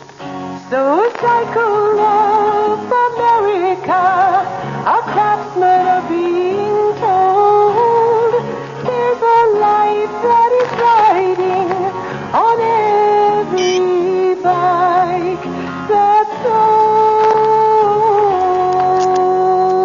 sold. For more information, write Bicycles, Washington, D.C. 20207. This message brought to you by the U.S. Consumer Product Safety Commission. For more than 2 years now, people have been trying to get you to slow down to 55 miles an hour. Down to the speed limit. They've told you that slowing down will save millions of gallons of gasoline. They've told you that slowing down saves thousands of lives, and they've got the figures to prove it. I think those are pretty good reasons. Some of you obviously do too, because some of you have slowed down. But an awful lot of people, for one reason or another, haven't. They seem to think the 55-mile-an-hour speed limit is something they can take or leave. It isn't. It's a law, with tickets and fines and all the rest, just like any other law. And I should know. I'm a police officer. From where I sit, there's just no way around it. The 55-mile-an-hour speed limit can do a lot of positive things, and it's my job to make sure it gets a chance to work. Not just because it's a good idea, but because it's the law. A public service of this station, the U.S. Department of Transportation, and the Advertising Council. WFAA, Dallas, Fort Worth. CBS News. Japanese police have arrested 3 executives of All Nippon Airways in connection with the Lockheed aircraft bribe scandal. I'm Mike Stanley reporting on the CBS Radio Network.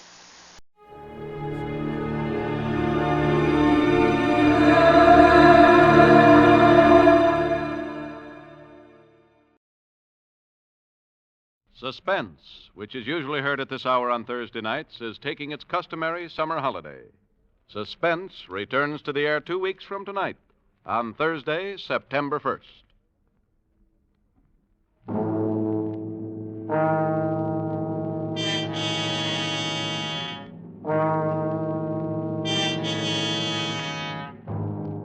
You are standing at the doorway of a cabin on Cashier Creek. Up on the ridge, the bloodhounds have caught your scent, and between you and a fortune, between you and escape, yawn the white jaws of a deadly cottonmouth.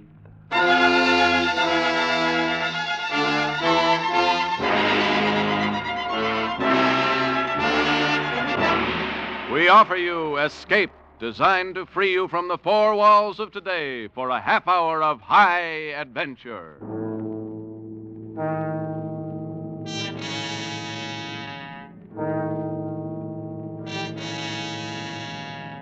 Tonight, we escape to the worn-out acres of a poor farm somewhere in the southern mountains with Irvin S. Cobb's great tale of vengeance, Snake Doctor.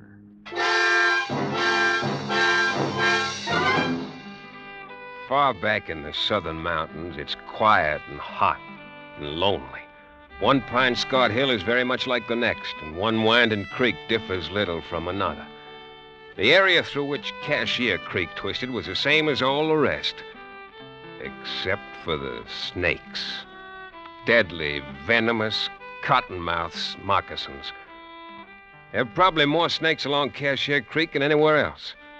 Most people lived in constant, deadly fear of these snakes, but there was one man who even seemed to like them. A man they called Snake Doctor.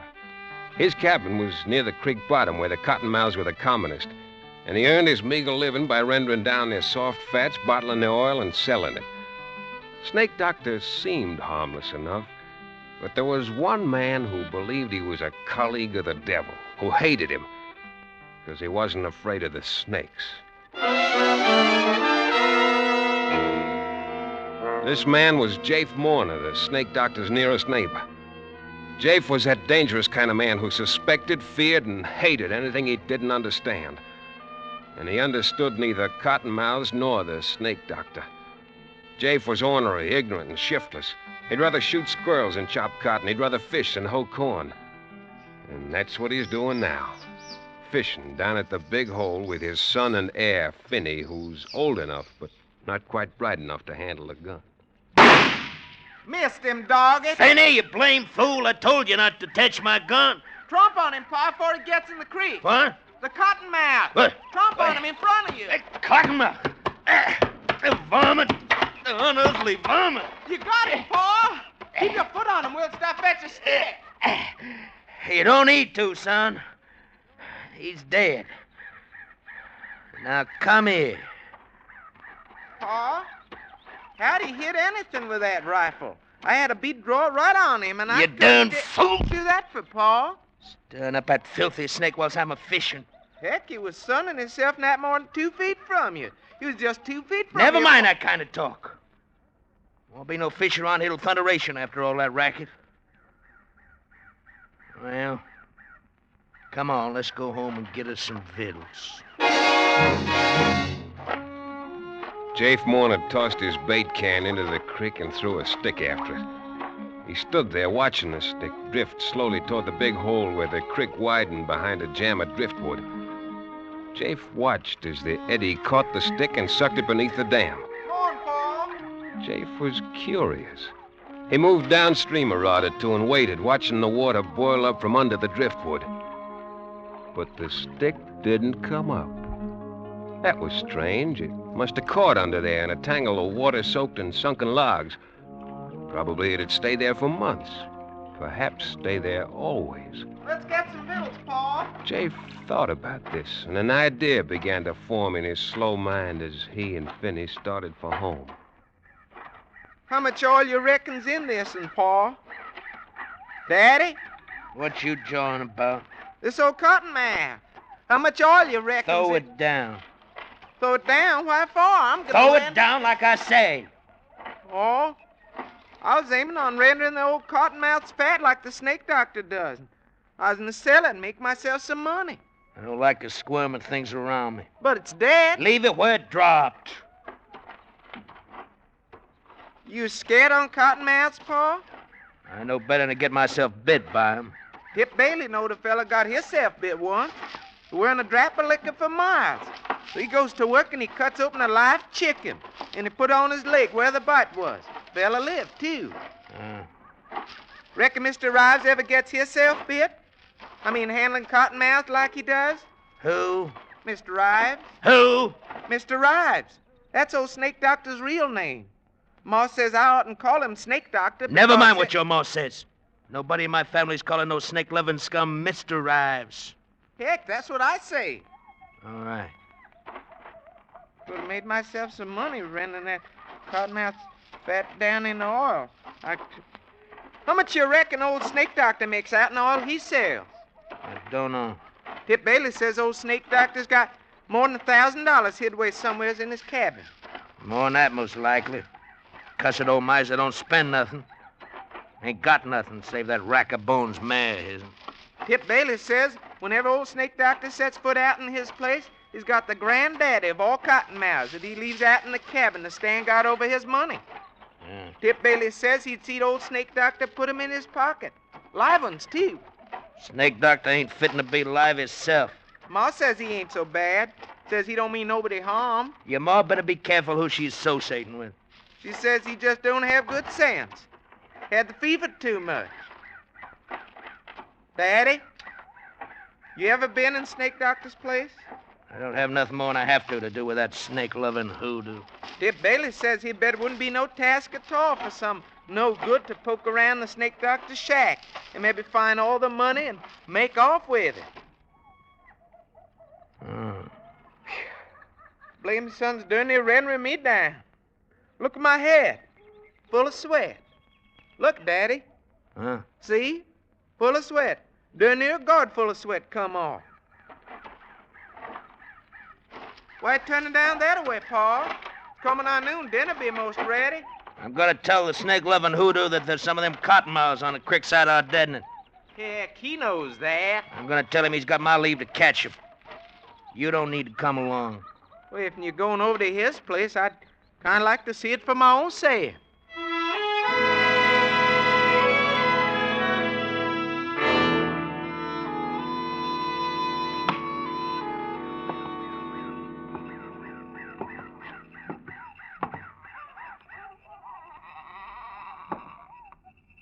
Go on in, Pa. He ain't at home. Elsewise, he'd have showed himself by now. I reckon. Can you see any snakes? I told you to keep an eye out for her. I bet it's in one of them chinks, Pa. Pa, I bet the money's in one of them. I ain't looking for no money. Must be a dang snake itself, living in a place like this. I know you ain't looking for any money, Pa, but if'n you was, wouldn't you look at that chink right up there? Where? Right there, second log by the fireplace on the right. You see that there hole? Yeah. I reckon I would look up there. Since we're here. I might as well see for myself. Pa, I wouldn't be a mite surprised if old Snake Doctor had him. Pa? Was you looking for something, Jake Marner? Snake Doctor? Yeah. I was looking for you. I want here. Yeah. Look here, you old hoodoo. What's the idea of sneaking up on folks who's took the trouble to come all the way down here to do you a favor, huh? Come on, Fenny. We're getting out of here.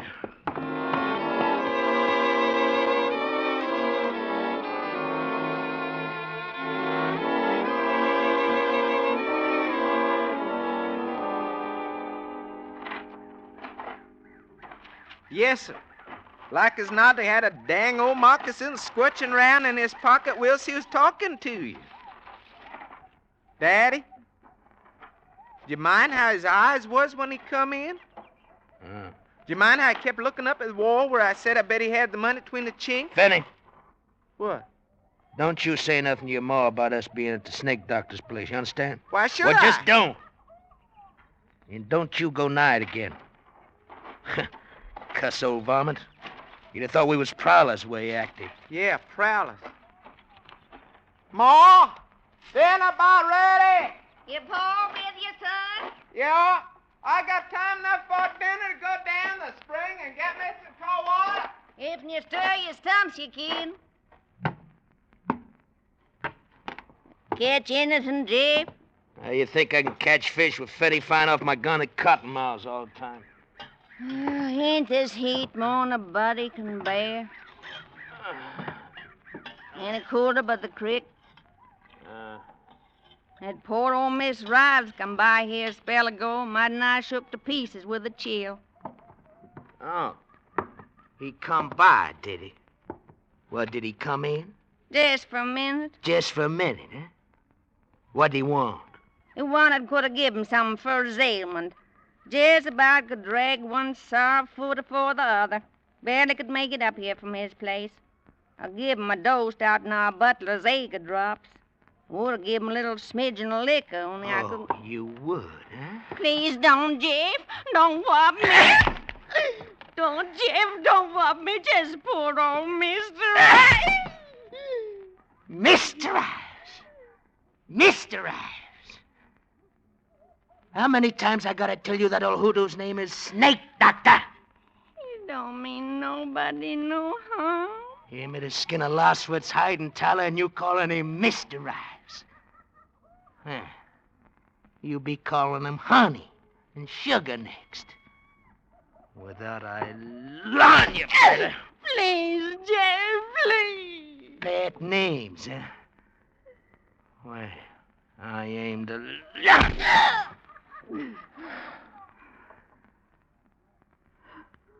What's his name now?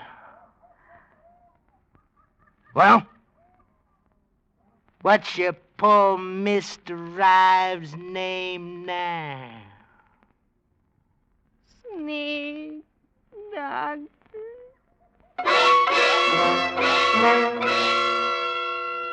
Kizzy Morna rubbed the ugly red welt on her scrawny arm and gave the frying pan full of sizzling side meat a hopeless nudge. She prayed that time and food might take the edge off Jafe's temper. Finney slouched in from the spring, saw the mark on her arm. Pa been whomping you again, Ma? What'd you do this time? She silently dished up the hogback and cornbread for her 2 men.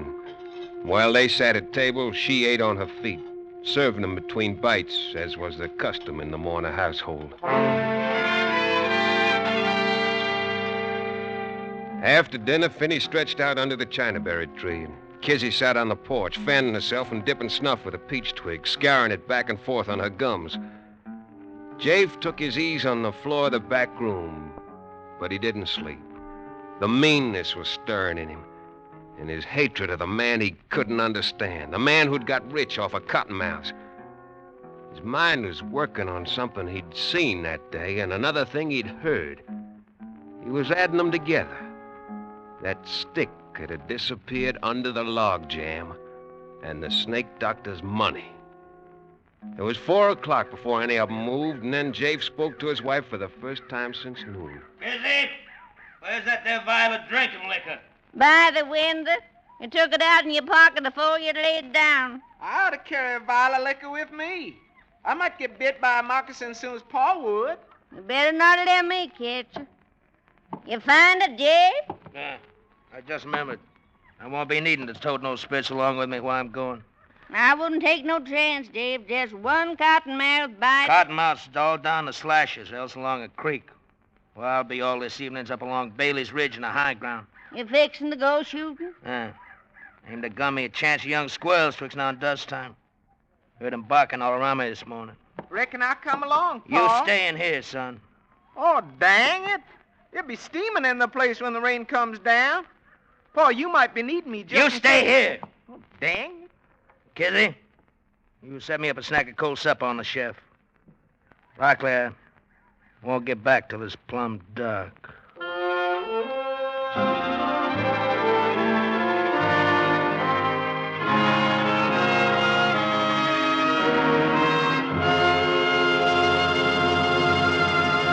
In just a moment, we'll return to the second act of Escape.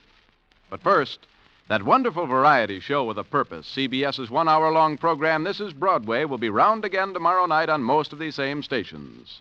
Comedian Abe Burrows, Broadway playwright George S. Kaufman, Master of Ceremonies Clifton Fadiman will all be here, playing host to the top stars of show business. Hear these top stars and their top acts. Then listen closely as the expert showmen on This Is Broadway help them with show business problems. And now, we return to the second act of Escape and tonight's story, Snake Doctor.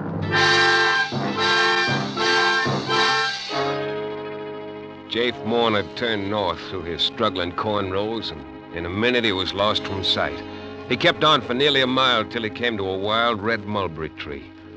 Where there are mulberries, there are bound to be squirrels.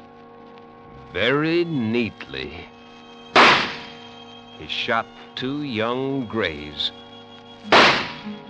right through the head. But Jafe was a master marksman.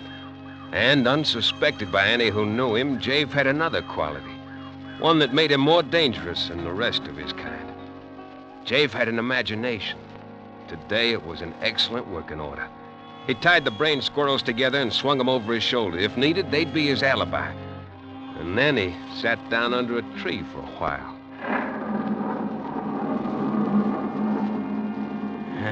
Got plenty of time. Don't need to get down to Snake Doctor's place till about dusk. When he comes out to feed that swayback mare of his. Mr. Ryan. He sat out 2 brisk thunder showers and the intervals between them. And then he set off in a wide arc down Bailey's Branch along the skirts of Little Cypress Slash, down to the sunken flats edging Cashier Creek. It took more than an hour of careful traveling before he came to his destination. A screen of haw bushes, less than 50 yards behind the snake doctor's cabin. No matter how ailing he is, he'll get up and come out to feed that rack-a-bones mare. Mr. Eyes. Well, I'll learn him to go colleaguing around another man's woman. Jafe Warner let his jealousy heat him to white hatred. At this moment, he was avenging his honor. Didn't admit even to himself that the real reason he was here was the snake doctor's money, hidden behind the log by the fireplace. Home-wrecking, snake-loving varmint. 10 minutes from now, I'll chunk him down a big hole in the creek like I did that stick this morning. And he'll go down and never come up. And nobody'll miss him. Nobody'll know he's gone for leastwise a week, maybe a month. And maybe if I get around to it, I might come back this way someday. Poke around that cabin of his'n. Just to see if it's true. His having all that money hid away. Jafe Warner's speculations were cut short. The cabin door opened and a figure stepped out into the growing dusk and walked toward the stable. He saw the snake doctor's loppy old straw hat and his dark coat drawn over a pit. At this distance, he couldn't miss. And he didn't. The figure jerked backward and then went face forward. Jafe started for him, then he stopped. His eyes bugged. His mouth formed a scream that he couldn't utter. His rifle dropped to the ground. He had just killed a snake doctor, killed him dead with a .32 caliber slug through the head. And there on his door still stood Snake Doctor, whole and sound, staring at him. Jafe Warner, what have you done?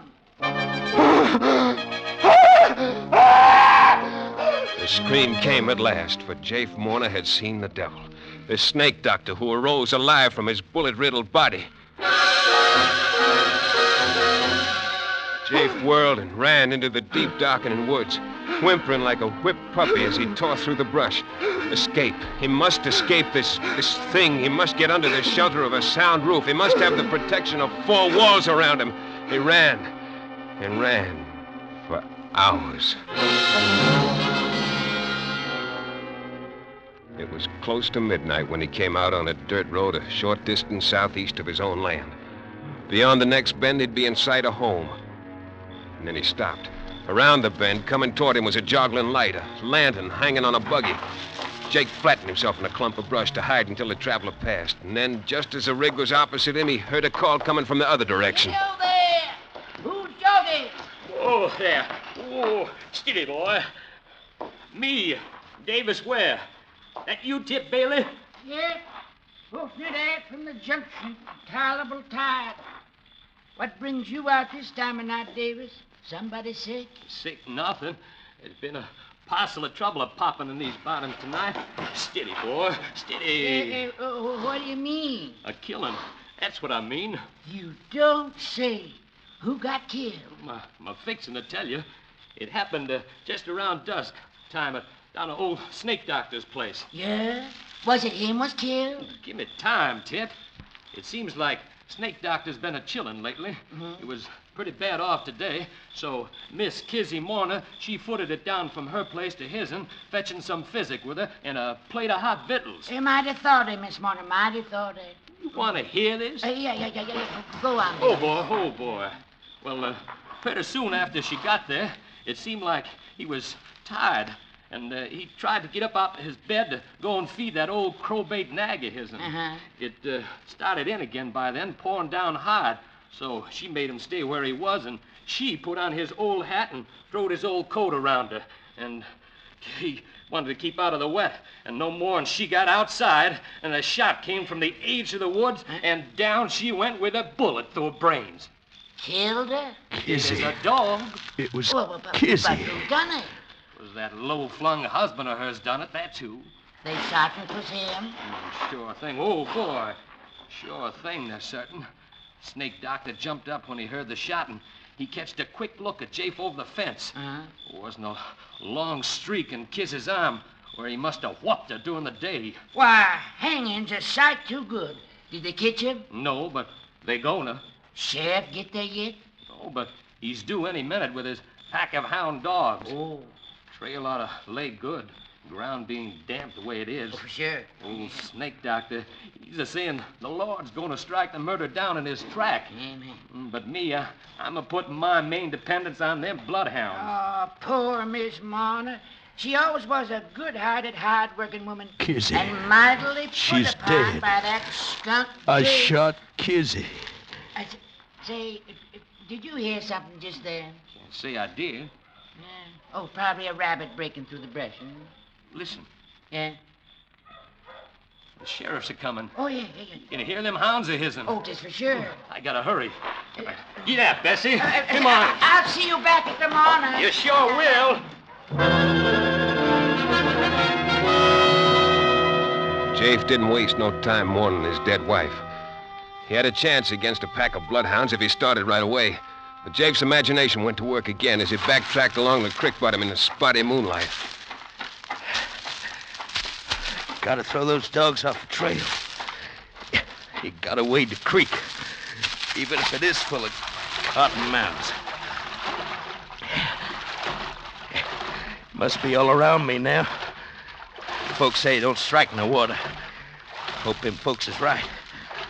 Yeah, I gotta get back to the snake doctor's. Get his money while he's still up at my place with Kiz's remains. Get his money and the rest will be easy. I'll make for the deep timber, cross country to the river, make it by tomorrow sundown. Hire me a shanty boater to ferry me to the Arkansas side. Will get me a haircut and catch me a train for somewhere else.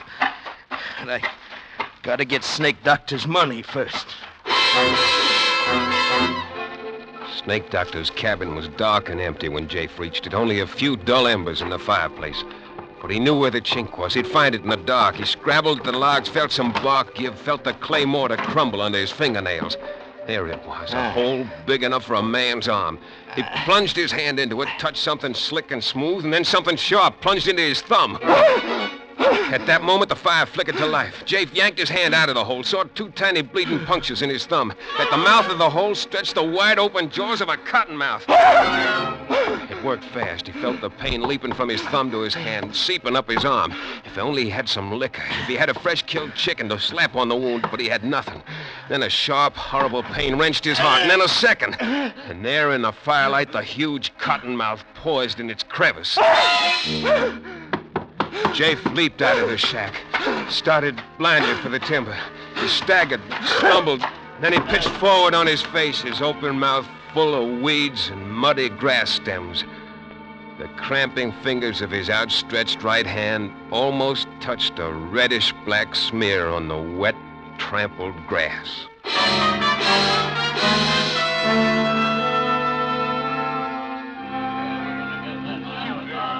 Good riddance, by gravy. I'd call it that, wouldn't you, Doc? I reckon there's a sort of rough justice in the way he died. Look, his hand reaching out, just about touching the blood where his woman fell. But in all my life, I've never known but 2 or 3 people actually was bitten by water moccasins. And until tonight, I've never had personal knowledge of anybody dying from the bite of any kind of snake. Is that a fact? You know that crazy. I'm going to take that rifle off of you, Philip Marlowe. I'm going to kill the dang reptile that killed my pa. That Mourner's boy kicking up the fuss? Yep, and no good like his paw. Go on me. I'm my own boss, man. What's the trouble, Tip? Oh, Finney here's went out in his hay. I'm going to kill the snake that bit my paw. Then I'm going to give that snake doctor a whumping for keeping a reptile in this place. Your pa got what was his due, Finney. Snake doctor ain't to blame. He's a hoodoo devil. Looky here, boy. Mr. Rives give me all his savings, nearly $100, to pay for burying your mother decent. That's how much he thought of her. Now go on home. Behave yourself. I'm going to get Go on, Finney. There ain't no reason for you hanging around here. Somebody ought to kill a reptile that bit my paw. Doc, just a minute ago, you started to say something about snake bite not killing. But how about them 2 marks on his thumb? Them snake's gashes like some I've seen. No, that don't explain how it... Huh? Oh, it's Finney Marlowe. He's in the cabin. The fool kid. Come on, Doc. He's probably shot Well, we'll soon find out. I shot him, but I didn't hit it. It's going to get me like he got my paw. He said he shot at something in the cabin. Come on, Doc. Let's go see. All right, we'll find out. I don't see anything. Oh, Finney's had enough happen to him yesterday and today to upset even a bright boy. So we can't... Oh. There it is. What? That cottonmouth up there in that hole in the log. Oh, that. Snake doctor told me about that varmint. Look at him closer, Davis. No, sir. Not me. Go ahead. It's just a stuffed snake. Stuffed? Mm-hmm. Snake doctor believes in precautions because that hole's where he hides his money. That snake would scare away anybody who didn't know it was stuffed. But just to be sure, old snake doctor lined the hole with coils of barbed wire. Oh, I see. You mean them marks on Jafe's thumb was got off the barbed wire? That's right, sir. Lots stronger hearts than Jafe mourners would stop beating at a scare like that. Well, I'll be switched. Old snake doctor's a cute one, ain't he?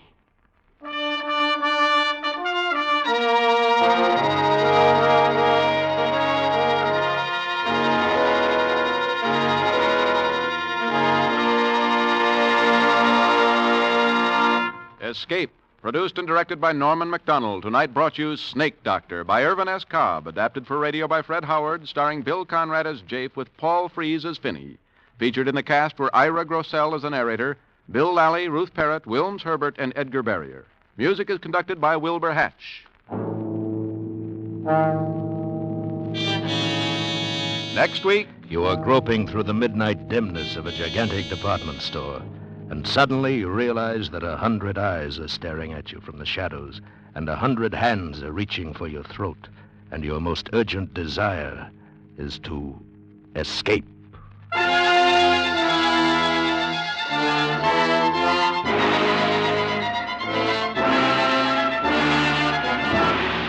Next week, we escape with John Collier's story, Evening Primrose. Be with us next week at the same time when once again we offer you Escape.